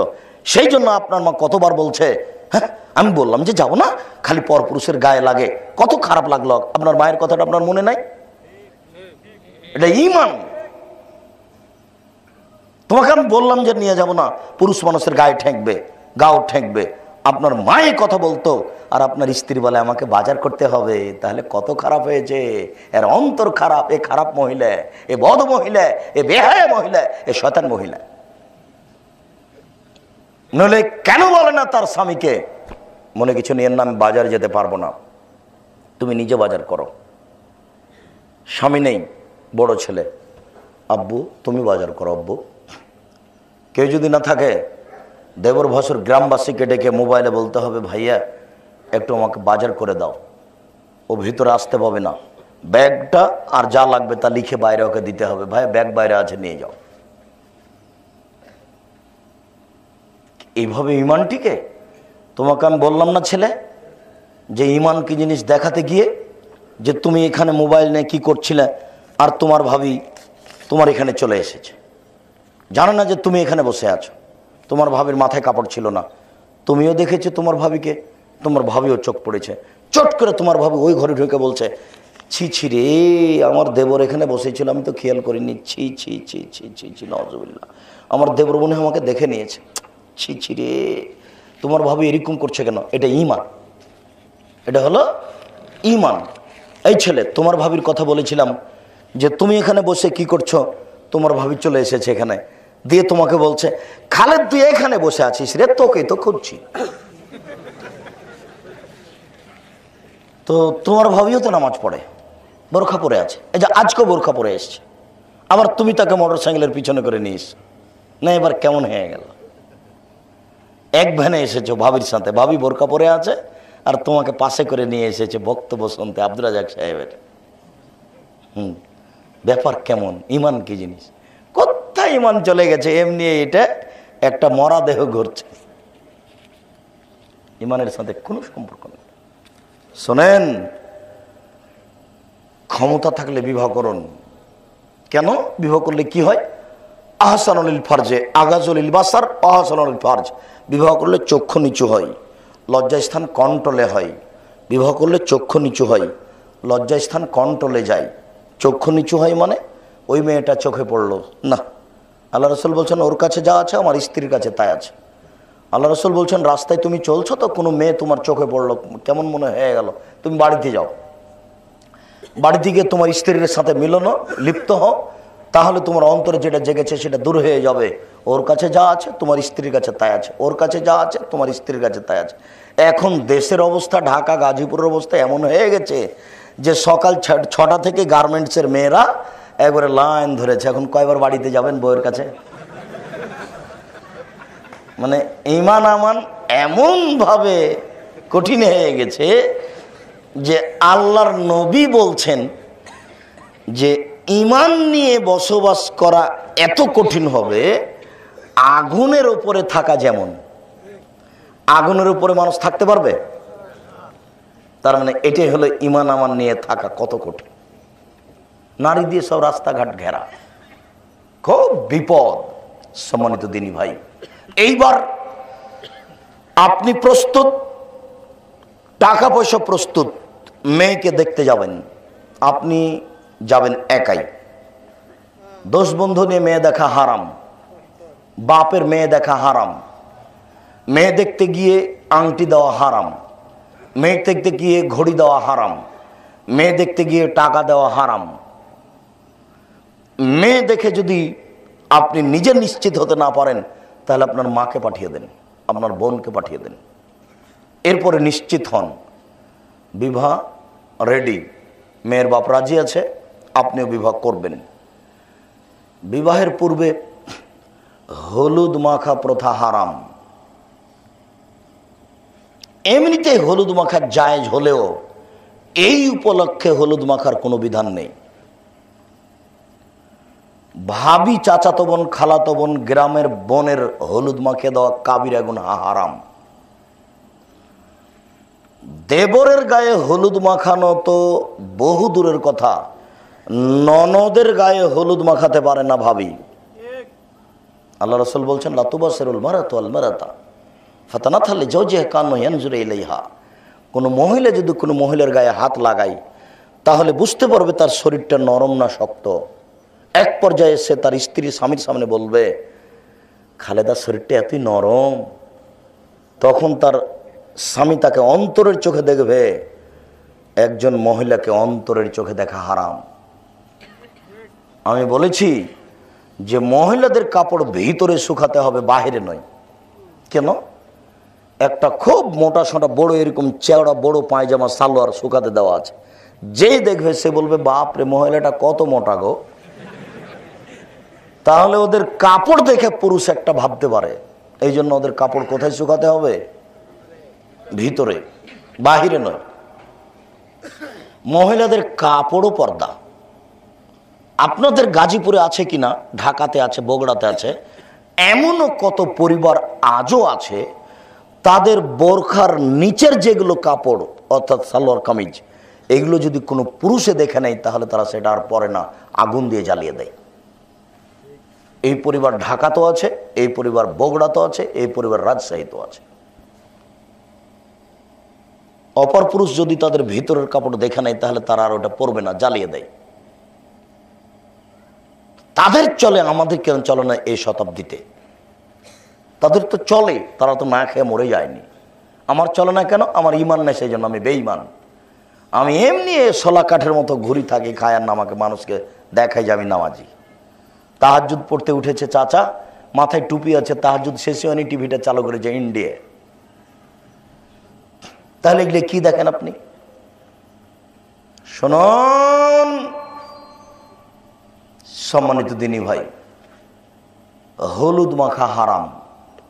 হলুদ যদি মাখাতেই হয়, তার মা মাখাবে, তার বোন মাখাবে, তার খালা মাখাবে, তার ফুফু মাখাবে, তার দাদি মাখাবে, তার নানি মাখাবে। মাখাও, বেটাকে হলুদ মাখাও, নাতিকে হলুদ মাখান। শুনুন, বর যাবে কনের বাড়িতে হলুদ মাখতে, কনে আসবে বাড়ির বরের বাড়িতে হলুদ মাখতে। এরা এখন কুকুর শ্রীগাল, এরা আর গরু ছাগল নয়, এরা হলো কুকুর শ্রীগাল, পশু প্রাণী। এরপরে বিবাহ রেডি, কমিউনিটি সেন্টারে বিবাহ হতে পারে, তবে মেয়ে কমিউনিটি সেন্টারে যাবে না। ওকে পুতুল করে সাজিয়ে এখানে বসিয়ে রেখেছে, আর সব বরযাত্রী আসছে, দেখছে মেয়েটাকে। ছি ছি ছি ছি ছি। মেয়ে দিয়ে সিনেমা খুলেছে, বিবাহের বৈঠকে মেয়ে দিয়ে সিনেমা খুলেছে, সবাই আসবে, মেয়েটাকে দেখবে, কাপড় দিবে, দাম দিবে। কত বড় হারাম! এই ছেলে, বিবাহ করতে এসেছে, এতগুলো বরযাত্রী কেন? 150, 200, 250, 500 বরযাত্রী হবে না, এই নীতি হারাম। বরযাত্রী কয়জন হবে? 5-7 জন মুরব্বীরা। এখানে খাওয়ার অনুষ্ঠান কেন? বিবাহের বরযাত্রী এখানে কেন? এটা তো কোনো খাওয়ার অনুষ্ঠানের কথা নয়। এখানে মুরব্বী আসবে 5-7 জন বাস। আর বিবাহ মানে চাঁপায় নবমঞ্জের ভাষাতে ডুল্লি বিবি, মানে বরের সাথে মহিলারা যায়। বরের সাথে ডুলি বিবি মহিলাদের যাওয়া হারাম, কাবিরা গুনাহ। সবাই তো পতিতালয়ের মেয়ে সেজে গেছে, তোর সূচনায় যে জেনা গো, তার যে সূচনাতেই জেনা। এইখানে কেন বোন ভাবি হলুদ মাখা মানে সূচনাতেই জেনা? শোনেন, আদর্শ পরিবার হবে কি করে? আদর্শ পরিবারের ভিত্তিই নাই, ওর সূত্রই নাই, ওর সূত্র কেউ পড়েও না। মেয়ে দেখতে এসেছে, এসে 500 টাকা দিয়ে গেছে। তো চাচা তো দাদা বলছে, তোর বেটিকে দেখে কি দিয়ে গেল রে? না 500 টাকা দিয়েছে। ওরা তো খুদি খোর, ওদের বাড়িতে বিবাহ দিতে হবে না, 2000 টাকা দিল না। কেউ জানে না শরীয়ত কি জিনিস, অথচ যে বলছে তার বয়স 70 বছর 80 বছর। শুনুন সম্মানিত দিনী ভাই, বিবাহের বৈঠকে বসে মেয়ের কাছে বিবাহ পড়ানো যাবে না, মেয়ের কাছে বিবাহ পড়ানো হারাম। ছেলের কাছে বিবাহ পড়াতে হবে, দুজন সাক্ষী নেওয়া হবে, তারপরে খুতবা দেওয়া হবে, তারপর 3টে আয়াত পড়া হবে। এরপরে মেয়ের বাপ বলবেন, অথবা একজন বলবেন, মেয়ের বাপ পিছনে পিছনে বলবেন, আমার মেয়ে খালেদা এত টাকা নগদ, এত টাকা বাকিতে তোমার সাথে বিবাহ বন্ধনে আবদ্ধ হতে রাজি, তুমি তাকে স্ত্রী হিসেবে কবুল করো। ও বলবে কবুল করলাম। গুরুত্বপূর্ণ কথা 3 বার বলা যায়, বলা ভালো। আমার মেয়ে খালেদা এত টাকা নগদ, এত টাকা বাকিতে তোমার সাথে বিবাহ বন্ধনে আবদ্ধ হতে রাজি, তুমি তাকে স্ত্রী হিসেবে কবুল করো। ও বলবে কবুল করলাম। আমার মেয়ে খালেদা এত টাকা নগদ, এত টাকা বাকিতে তোমার সাথে বিবাহ বন্ধনে আবদ্ধ হতে রাজি, তুমি তাকে স্ত্রী হিসেবে কবুল করো। ও বলবে কবুল করলাম। এ হলো বিবাহ। বিবাহ হওয়ার সাথে সাথে ছেলেটা দাঁড়িয়ে বলছে ওয়ালিমার দাওয়াত এটা হারাম। ওখানে ওয়ালিমা কিসের? ওখানে কোনো ওয়ালিমা নেই। বর কেন কেবলামুখী রুমাল দিয়ে মুখে বসে আছে? বরের কেবলামুখী মুখে রুমাল দিয়ে বসে থাকা না যায়, ফ্রি বসে থাকো। মোহরের কথা বলতে হবে, কথা বলতে হবে। কেবলার দিকে মুখ করে বর চুপচাপ বসে আছে। ও যদি কথা বলে তাহলে বৈঠকের লোক বলবে ছেলে বেয়াদব, তাই কথা বলে না। দুনিয়া মায়ের খেয়ে আসলো, ভালো জায়গা তার কথা বলা যাবে না। কার হিসাব কি? তারপরে কাজী সাহেবের খাতাতে 4টা সাক্ষী আছে, 4টা সাক্ষী হারাম। কাজী সাহেবের খাতা ড্রেনে ফেলে দিতে হবে,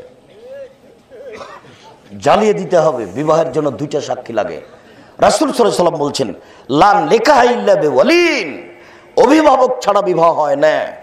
ওয়ালা নিকাহা ইল্লা বিশাহিদাইন, 2জন সাক্ষী ছাড়া বিবাহ হয় না।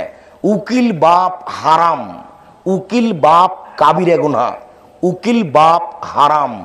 বাপ বেঁচে আছে তারপরে নাকি দাদা উকিল, বাপ বেঁচে আছে তারপরে নাকি জ্যাঠ উকিল, একেবারেই হারাম। যদি দাদা বা জ্যাঠকে উকিল করতে হয় তাহলে বাপকে আগে জবে করতে হবে, তারপরে। বাপের উপস্থিতিতে কোনো মানুষ উকিল হতে পারবে না, উকিল প্রথায় হারাম। এরপরে দাঁড়িয়ে অলিমার কথা বলল, এই নীতিও হারাম। বিবাহের পরে বরটাকে নিয়ে গেল ভিতর দিকে, মেয়েরা একবারে টাইনা হেঁচড়া ওকে কোলে নিয়ে নিল। খালা আছে, ফুফু আছে, সবাই কোলে নিচ্ছে জামাইটাকে, বরটাকে। এই নীতি হারাম। মেয়েটার পাশে নিয়ে বসাচ্ছে, মালা দিচ্ছে, কি কি করছে, এইসব নীতি একেবারেই হারাম, টোটালি হারাম। এরপরে মেয়ে নিয়ে যান, বিবাহ হয়ে গেছে, মেয়ে নিয়ে যান। বিবাহের বৈঠকের কথাটি বলেনি, বিবাহটা যখন পড়া হলো তখন বারাকাল্লাহু লাকা ওয়া আলাইকা ওয়া জামা বাইনাকুমা ফি খাইরিন। এরপরে সুবহানাকা আল্লাহুম্মা ওয়া বিহামদিকা আশহাদু আল্লা ইলাহা ইল্লা আনতা আস্তাগফিরুকা ওয়া আতুবু ইলাইক। বৈঠক শেষ। মেয়ের বাবাকে বলেন মেয়ে বের করে দেন, ভাই এখন আমরা যাই। মেয়ের সাথে 2-3 জন লোক যাবে, মহিলা যাবে, এদেরকে পাল্টা কাপড় দিতে হবে, এই নীতি হারাম। বর এখানে এই বৈঠকে শ্বশুরের কোনো কাপড় পরতে পাবে না, এই নীতি হারাম। কেন? তোমার বাপের কিছু নাই? তোমার বাপ ভিক্ষা করে খায় নাকি? তোমার বাপ নতুন কাপড় দিয়ে এখানে ছেলেকে নিয়ে আসতে পারে না বিবাহ দেওয়ার জন্য? তোমার বাপ ভিক্ষা করে খায়? তোমার বাপ কেন হিসাব করলো যে মেয়ের বাপকে কাপড় দিতে হবে? এই নীতি কেন? আই ছেলে, এই নীতির মুখে লাথি মেরে উঠতে হবে। পিরোজালিতে গাজীপুর জেলা তার যেন কোনোদিন এই নীতি না আসে। কোনোদিন বিবাহ করার পরে, বিবাহ করার জন্য তোমরা কোনোদিন শ্বশুরের কাছে কিছু নিবা না, বিবাহের কোনো কাপড় চোপড় নিবা না। তোমাদের বিবাহে আর কোনোদিন মেয়েরা গীত গাইবে না। মেয়েদের গীত গাওয়া হারাম, রং মাখানো হারাম। মেয়েদের গীত গাওয়া হারাম, রং মাখানো হারাম, মুখে ক্ষীর তুলে দেওয়া হারাম। সম্মানিত দিনী ভাই, এরপরে মেয়ে নিয়ে যাবেন, বাপের বাড়িতে হবে অলিমা। বাপের বাড়িতে হবে অলিমা। অলিমা মেয়ের বাপের বাড়িতে হবে না। অলিমার পরের দিন যদি শুধু ধনী মানুষকে দাওয়াত দেওয়া হয়, গরিব মানুষকে দাওয়াত না দেওয়া হয়, তাহলে এই খাদ্য সবচেয়ে নিকৃষ্ট জঘন্য খাদ্য। এই খাদ্য ড্রেনে ফেলে দিতে হবে। বাসর রাতের সকালে যারা এসেছে তারা বরকে দোয়া দিবে। বাসর ঘর সুন্দর করে সাজাতে হবে। এটাই সুন্নাত। বাসর ঘর কে সাজাবে? মা, ভাবি নয়, বোনেরা নয়। বাসর ঘর সুন্দর করে সাজাতে হবে, একথাই ঠিক।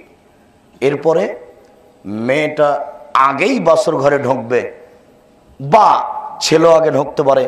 আয়েশা রাদিয়াল্লাহু তাআলা আনহা বলেন, আনসারী মহিলারা আমাকে সুন্দরী করে সাজালো।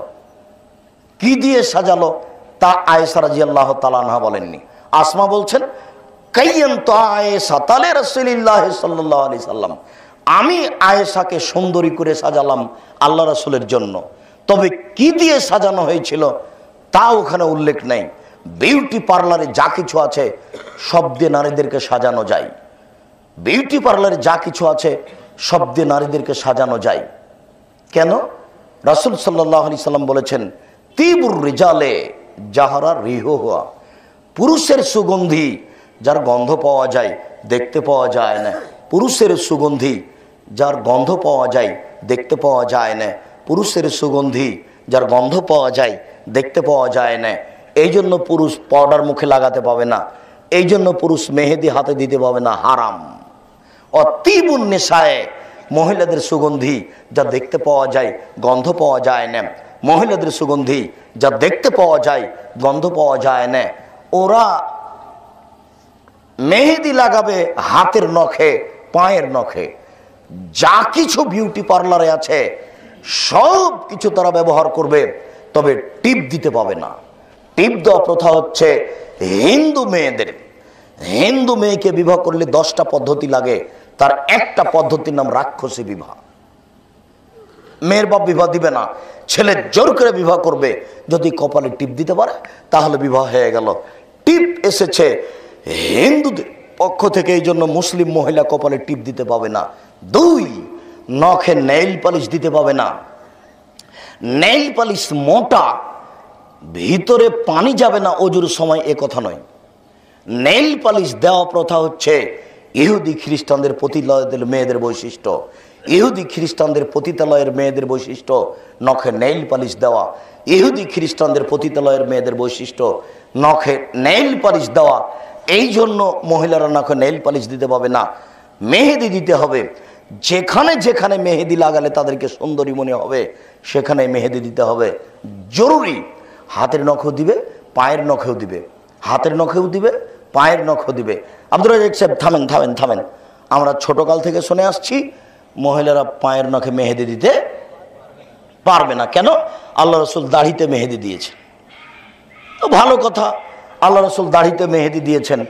রাসূল সাল্লাল্লাহু আলাইহি সাল্লাম একথা বলেছেন, ঋতুবতী মহিলারা যখন ঋতু থেকে গোসল করে পবিত্র হবে, হায়েজ আলা মহিলারা যখন গোসল করে পবিত্র হবে হায়েজ থেকে, তখন লজ্জা স্থানে আতর ব্যবহার করবে। তা আল্লাহ রাসূল আতর তো দাড়িতে লাগিয়েছেন। এবার এই কথাটা মিথ্যা সমাজে ছড়িয়ে আছে। মেহেদি দাড়ি দিতে হবে, দিবেন।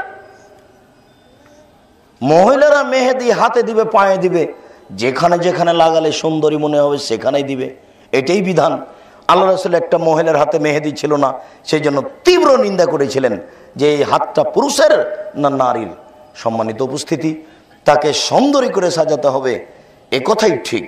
এরপরে বাসর ঘরের সকালে আপনি বর ঢোকে প্রথমে মাথায় হাত দিয়ে দোয়া পড়বে, স্ত্রীর মাথায় হাত দিয়ে দোয়া পড়বে, তারপরে 2 রাকাত সালাত আদায় করবে, তারপরে দাম্পত্য জীবনে যাবে বিসমিল্লাহি আল্লাহুম্মা জান্নিবনা শায়তান ও জান্নিবিশ শায়তান মা রাযাকতানা।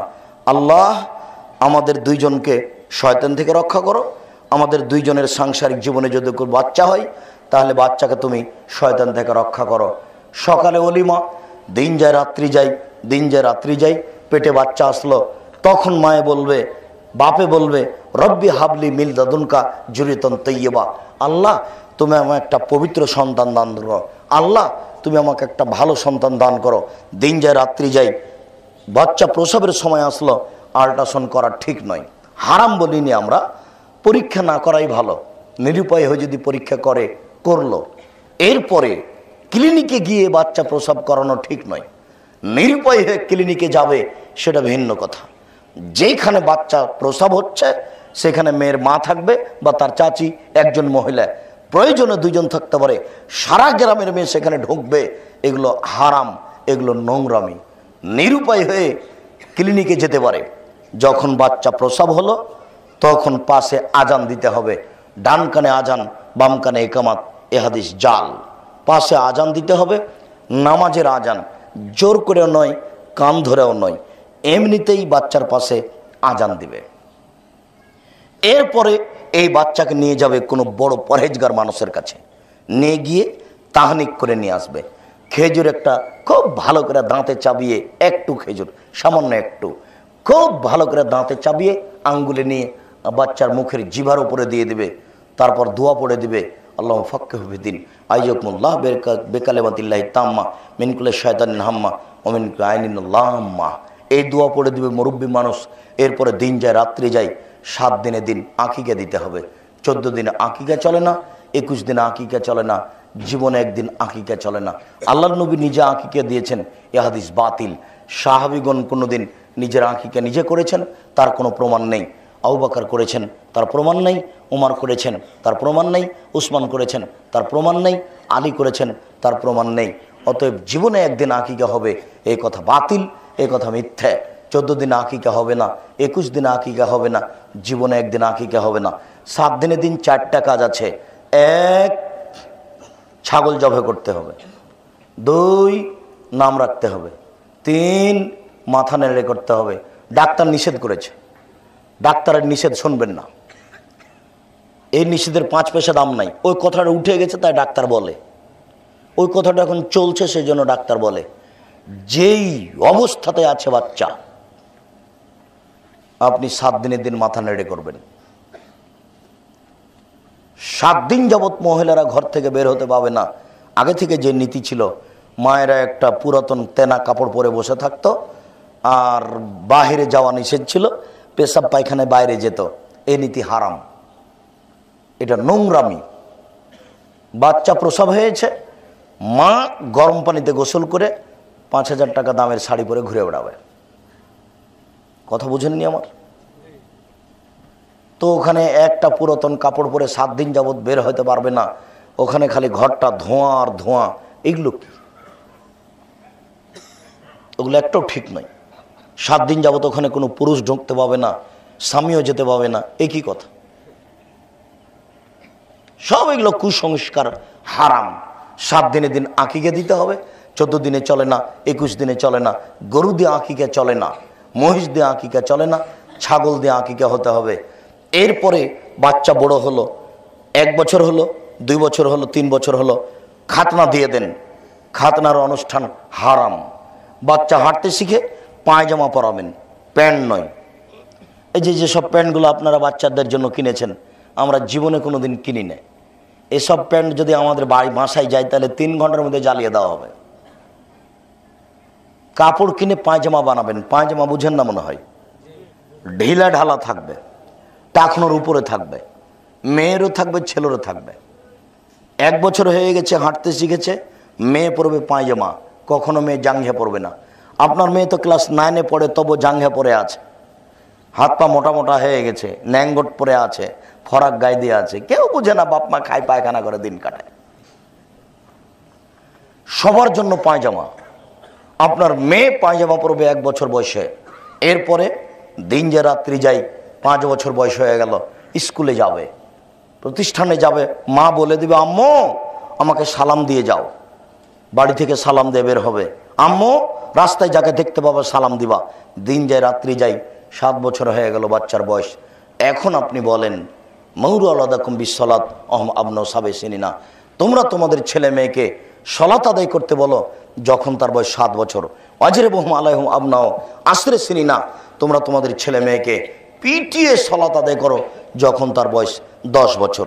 সম্মানিত উপস্থিতি, পারিবারিক আলোচনায় রাসূল সাল্লাল্লাহু আলাইহি সাল্লাম পরিবারকে সামনে রেখে বলেন, আল্লাহ তাআলা বলেন ইয়া আইয়ুহাল্লাযীনা আমানু কু আনফুসাকুম আহলিকুম নারা, পৃথিবীর মানুষ তোমরা নিজেদেরকে বাঁচাও জাহান্নাম থেকে আর পরিবারকে বাঁচাও জাহান্নাম থেকে। আপনি পিতা, পরিবারের মালিক, নিজেকে আপনি জাহান্নাম থেকে বাঁচাতে পারেন, পরিবারকে আপনি জাহান্নাম থেকে বাঁচাতে পারেন। কিভাবে পরিবারকে আপনি জাহান্নাম থেকে বাঁচাবেন? আল্লাহ তাআলা বলছেন নিজেকে বাঁচান আর পরিবারকে বাঁচান। নিজেকে বাঁচানোর পথ কি? এই ছেলে, বৃষ্টি শুরু হয়ে গেছে নাকি? তাহলে তুমি উঠে যাও, প্রয়োজন মনে করলে কেন চট করে? সম্মানিত দিনী ভাই, আপনি নিজেকে জাহান্নাম থেকে বাঁচাতে পারেন কি করে? এই ব্যাপারে আপনাকে একটা পরামর্শ দেওয়া আছে। 3টা কাজ করবেন অন্তত, তাহলে নিজেকে জাহান্নাম থেকে বাঁচাতে পারবেন।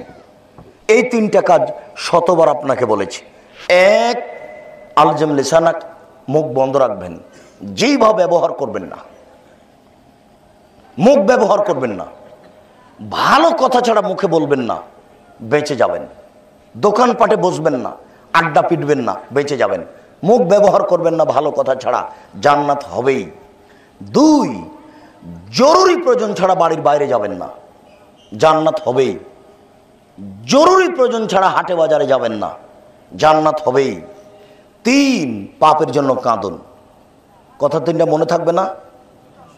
1, শতদিন বলেছি মুখ বন্ধ রাখতে হবে। 2, জরুরি প্রয়োজন ছাড়া বাইরে যাওয়া যাবে না।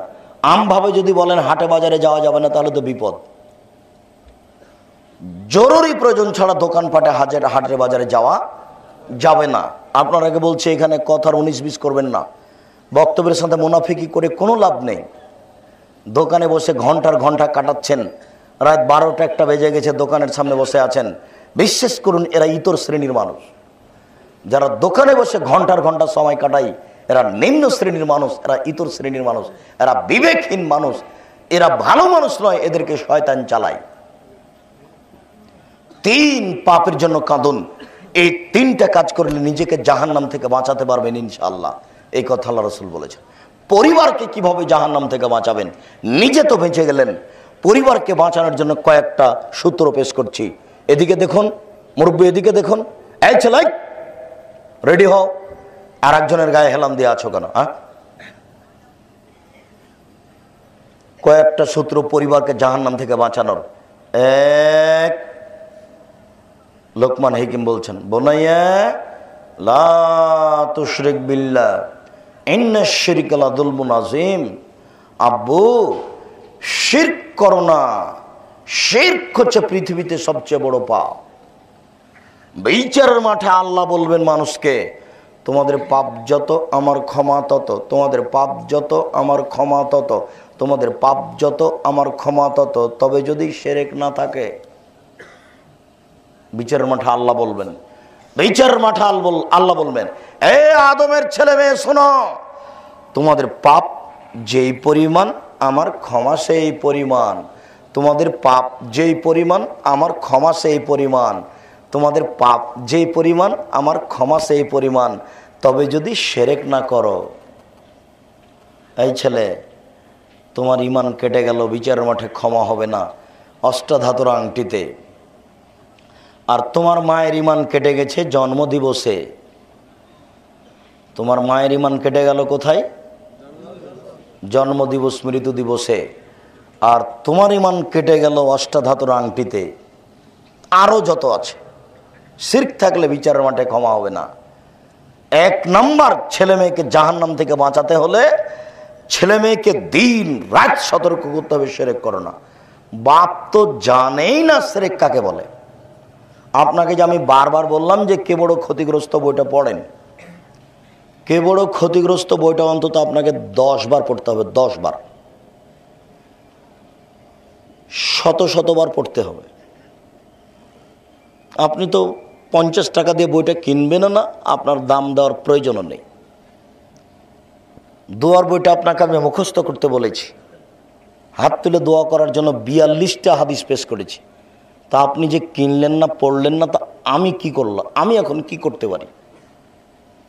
মুখের কথাও মানবেন না, বইও কিনবেন না।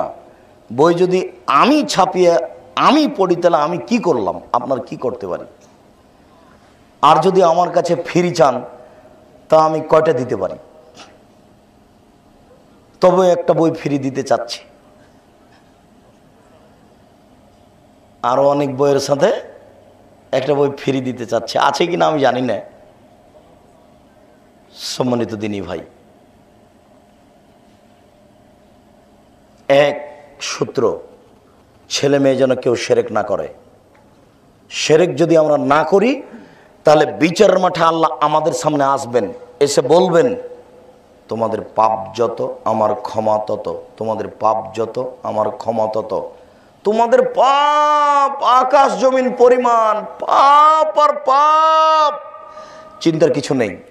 যত পাপ আছে ক্ষমা আমার কাছে তত আছে, আমি ওই পরিমাণ ক্ষমা নিয়ে এসেছি। তবে যদি শিরক না থাকে, আমি মনে হয় কথাটা বুঝাতে পারি না। মানুষের পাপ যেই পরিমাণ থাকবে আল্লাহর ক্ষমা সেই পরিমাণই থাকবে, তবে যদি শিরক না থাকে। কথা বুঝাতে পেরেছি?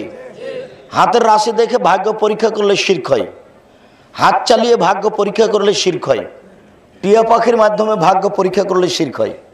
কালকে টিয়া পাখির লোকটাকে আগে গিয়ে এক থাপ্পড় মারবেন, মারার পরে যদি বলে কেন মারলেন, তখন আপনি বলবেন কি ব্যাপার, আমি যে তোমাকে মারবো এটা তুমি টিয়া পাখির মাধ্যমে জেনে নিতে পারোনি। ডাক্তার ভালোতে বাচ্চা বেঁচে গেল, এই কথা বললে শিরক হয়। ড্রাইভার ভালোতে গাড়ি অ্যাক্সিডেন্ট হলো না, এই কথা বললে শিরক হয়। মাঝি ভালোতে নৌকা ডুবলো না, এই কথা বললে শিরক হয়। গরুকে লাথি মারা যায় না, এই কথা বললে শিরক হয়। তুলসী গাছ তুলে ফেলা যায় না, এ কথা বললে শিরক হয়। টিকটিকি টিকটিক করলো আমি ঠিক কথা বলেছি, এই কথা বললে শিরক হয়। জামা কলা খেলে যমজ সন্তান হতে পারে, এই কথা বললে শিরক হয়। গাভীর গলায় চামড়া ঝুলিয়ে দেওয়া হয়েছে যেন দুধ নষ্ট না হয়, এই কাজ করলে শিরক হয়। চোখের কসম খেলে শিরক হয়, মায়ের কসম করলে শিরক হয়, ছেলের মাথায় হাত দিয়ে কসম করলে শিরক হয়, মাদুলি গলাতে তাবিজ হাতে ঝোলালে শিরক হয়, কালো সুতায় গিরা দিয়ে বাচ্চার গলায় ঝুলিয়ে দিলে শিরক হয়। সম্মানিত দিনী ভাই, হাত থেকে গিলাস পড়ে গেছে কুটুম্ব আসতে পারে, এই কথা বললে শিরক হয়। ঘরের উপরে কাক ডাকছে কুটুম্ব আসতে পারে, এই কথা বললে শিরক হয়। শুনুন, স্বামী স্ত্রীর ভালোবাসার জন্য গণকের কাছে গেলে শিরক হয়। গণকের কাছে গিয়ে যদি বলে টাকা হারিয়ে গেছে দেখেন তো, এই কথা বললে শিরক হয়। জন্মদিবস পালন করলে শিরক হয়, মৃত্যু দিবস পালন করলে শিরক হয়, যে কোনো দিবস পালন করলে শিরক হয়। শুনুন সম্মানিত দিনী ভাই, কবরস্থানে গেলে শিরক হয়, মানে কবরের কাছে কিছু চাইলে শিরক হয়, কবরের কাছে মাথা নত করলে শিরক হয়, কবরে মানত মানলে শিরক হয়, কবরস্থানে মুরগি ছাগল নিয়ে গেলে শিরক হয়, পীরের কাছে বাচ্চা চাইলে শিরক হয়। গাজীপুরে নাকি খুব পীর বেশি, তরিকাপন্থী খুব বেশি, ওদের ইবাদত লাগে না। এই সব পীরের কাছে গেলে শিরক হয়, পীরের কাছে বাচ্চা চাইলে শিরক হয়। তোমার পাপ যত আমার ক্ষমা তত, তোমার পাপ যত আমার ক্ষমা তত, তোমার পাপ যত আমার ক্ষমা তত, তবে যদি শিরক না থাকে। কথা বুঝাতে পেরেছি? এক। দুই, অমর আহলাকা বিসসালাত অস্তাবির আলাইহা, নিজে নামাজ পড়ো পরিবারকে পড়তে বলো, নিজে নামাজ পড়ো পরিবারকে পড়তে বলো। তিন, মান কানাত লাহু ওয়ালিদা ফাআল্লামাহা ফাসানা তালিমা ওয়াদাবাহা সাতাদিবাহা, যেই কাজের মেয়েকে শিখিয়ে দিল সুন্দর শিখিয়ে দিল, শিষ্টাচার শিখিয়ে দিল, সুন্দর শিষ্টাচার শিখিয়ে দিল, তার জন্য ডবল নেকি রয়েছে। ছেলে মেয়েকে, কাজের মেয়েকে শিখিয়ে দিতে হবে সুন্দর শিক্ষা, সব শিক্ষা সুন্দর নয়।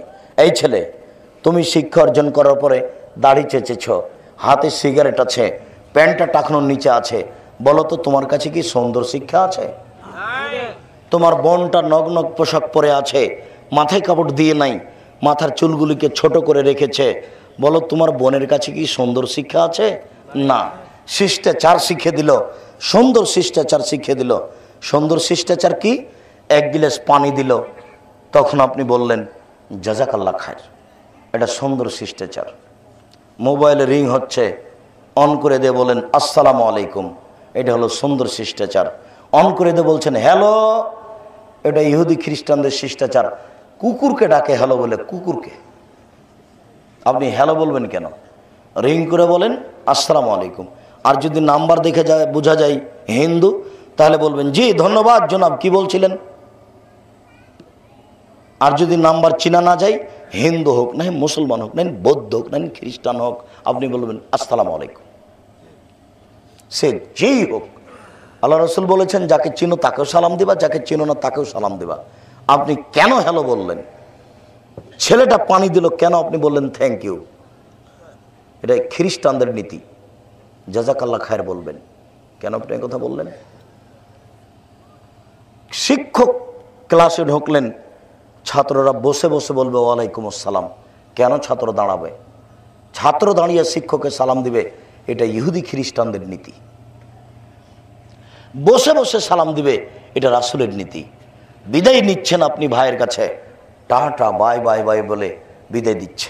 কোলে বাচ্চা আছে, বাচ্চাকে মায়ে বলে দিচ্ছে আব্বু তোমার বড় আব্বুকে টাটা দাও, বিদায় দাও, টাটা আব্বু বলো, টাটা বাই বাই। দেখেন কেউ বুঝে না, ধর্মকর্ম খাই পায়খানা করে, অথচ বলতে হবে আস্তাদুল্লাহ দীনাকা ওমানাতাকা ওয়াখিরা মালিক ওয়া জাউদাকা আল্লাহু তাকওয়া গাফারা জামবাক ওয়াইসারাকাল খায়রা হাইসুমা কুনতা। এই দোয়া পড়তে হবে। শুনুন, এরপরে 4, এশার সলাতের পূর্বে কেউ ঘুমাতে পাবে না, এশার সলাতের পরে কেউ গল্প করতে পাবে না, সাবধান। 5, 6টা শিষ্টাচার শেষের দিকে চলে আসছি। আজকের জন্য 6টা শিষ্টাচার পরিবারকে জাহান্নাম থেকে বাঁচানোর জন্য। 5, মাসালো জালিসি সালে ও সৈয়কা সাহেবিল মিসকে ও নাফিকিল কিরে। আল্লাহ রসুল বলছেন ভালো বন্ধু আর মন্দ বন্ধুর উদাহরণ হলো কামারের মতো আর আতরওয়ালার মতো। কারো বন্ধু যদি আতরওয়ালা হয় তাহলে আতর এমনিতেই দিবে, না হয় কিনে নিবে। যদি এমনিতেও না দেয়, কিনেও না নেই, পাশে বসে থাকলে সুগন্ধিত পাবে। আর মন্দ বন্ধুর উদাহরণ হলো কামারের মতো। কামারের পাশে বসে থাকলে আগুন ছিটে এসে কাপড় জ্বলে যাবে, যদি কাপড় জ্বলে না যায় তাহলে নাকে মুখে ধোঁয়া তো লাগবে। কামারের পাশে বসে থাকে, নাকে মুখে ধোঁয়া আসবে না, এই কথা যেমন মিথ্যে, আপনার মেয়ের বান্ধবী খারাপ, আপনার মেয়ে খারাপ হবে না, এই কথা তেমনি মিথ্যে। কামারের পাশে বসে থেকে নাকে মুখে ধোঁয়া আসবে না, এই কথা যেমন মিথ্যে। আপনার ছেলের বন্ধু খারাপ, আপনার ছেলে খারাপ হবে না, এই কথা তেমনি মিথ্যে। কামারের পাশে বসে থেকে নাকে মুখে ধোঁয়া আসবে না, এই কথা যেমন মিথ্যে। আপনি যে দল পার্টি করেন সেই দলের প্রতিক্রিয়া আপনার ভিতরে আসবে না, এই কথা তেমনি মিথ্যে। 2 বোন একসাথে জন্ম নিয়েছে, অতীব সুন্দরী, তারা একজন আর একজনকে এতই ভালোবাসে, একজন আর একজনকে না দেখে 1 মিনিট থাকতে পারে না। একজনের বিবাহ হয়েছে আওয়ামী লীগের সাথে, একজনের বিবাহ হয়েছে বিএনপির সাথে, এখন 2 বোনে আর কথা বলে না। এটি কি হলো তাহলে? এটার নাম প্রতিক্রিয়া, এটার নাম বন্ধু। মানুষের জীবনে সবচেয়ে নিকৃষ্ট বন্ধু হচ্ছে মোবাইল। মোবাইলে যা আছে আপনার তা হবেই। মানুষের জীবনে নিকৃষ্ট বন্ধু হচ্ছে স্টার জালসা। সমস্ত বউ বেটিকে এগুলো শিখাচ্ছে। স্টার জালসা মানে ঝগড়া, দিন রাত শাশুড়ি বয়ে ঝগড়া, এইটাই স্টার জালসা। ওই 3 নম্বর শ্রেণীর 3rd পার্সেন্ট লোকগুলি স্টার জালসা চলবে, এটাতে সমস্যা নেই, জাকির নায়েকের বক্তব্য বন্ধ করতে হবে, এটা তাদের দাবি। তাদের চিন্তা চেতনা কত নোংরা। আজকের আলোচনার শেষ স্তর। সম্মানিত দিনী ভাই, রাসূল সাল্লাল্লাহু আলাইহি ওয়াসাল্লাম বলেছেন কুল্লু মাউলুদিন ইউলাদু আলাল ফিতরা, প্রত্যেকটা ছেলে মেয়ে ইসলামী ধারণ ক্ষমতা নিয়ে জন্মগ্রহণ করে। ইসলামী ধারণ ক্ষমতা মানে মোচ কেটে ফেলতে পারবে। ইসলামী ধারণ ক্ষমতা মানে দাড়ি ছেড়ে দিতে পারবে, দাড়ি ছাড়লো না কেন, মোচ কাটলো না কেন, 5 ওয়াক্ত নামাজ পড়তে পারবে, পড়লো না কেন, মেয়েটা মাথায় কাপড় দিতে পারবে, দিল না কেন? আল্লাহ রাসূল বলছেন তার মা দিতে দেয় না, এর বাপ দাড়ি ছাড়তে দেয় না, এর বাপ মোচ কাটতে দেয় না, সেই জন্য এরকম হয়েছে। আল্লাহ রাসূল বলছেন প্রত্যেকটা ছেলে মেয়ে ইসলামী ধারণ ক্ষমতা নিয়ে জন্মগ্রহণ করে, তার বাপ মা তাকে ইহুদি করে দেয়, খ্রিস্টান করে দেয়, আগুন পূজক করে দেয়। বাপ মা যেমন ছেলে মেয়ে তেমন হয়ে যায়।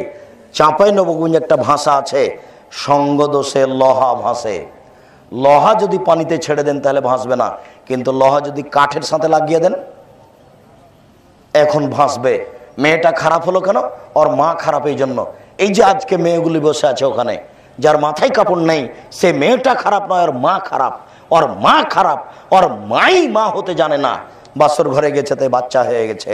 ওর মা জানে না মা কাকে বলে, ওর মা বুঝে না মা কাকে বলে, নইলে মেয়ে কি এইভাবে থাকে? সম্মানিত দিনী ভাই, বাপ মা খারাপ হলে পরিবার খারাপ হবে।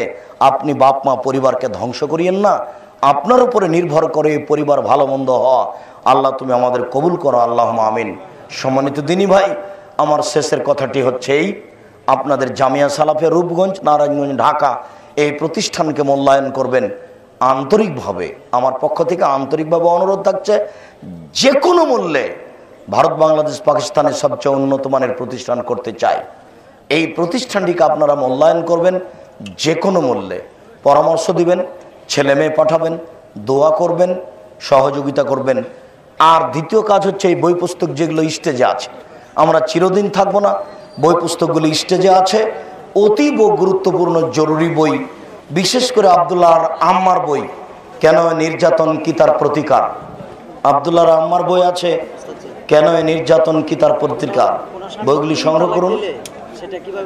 শুকরিয়া, জাযাকুমুল্লাহ খায়র। এ বলে আজকের আলোচনা এখানে শেষ করলাম। সুবহানাকা আল্লাহুম্মা ওয়া বিহামদিকা আশহাদু আল্লা ইলাহা ইল্লা আনতা আস্তাগফিরুকা ওয়া আতুবু ইলাইক। আসসালামু আলাইকুম।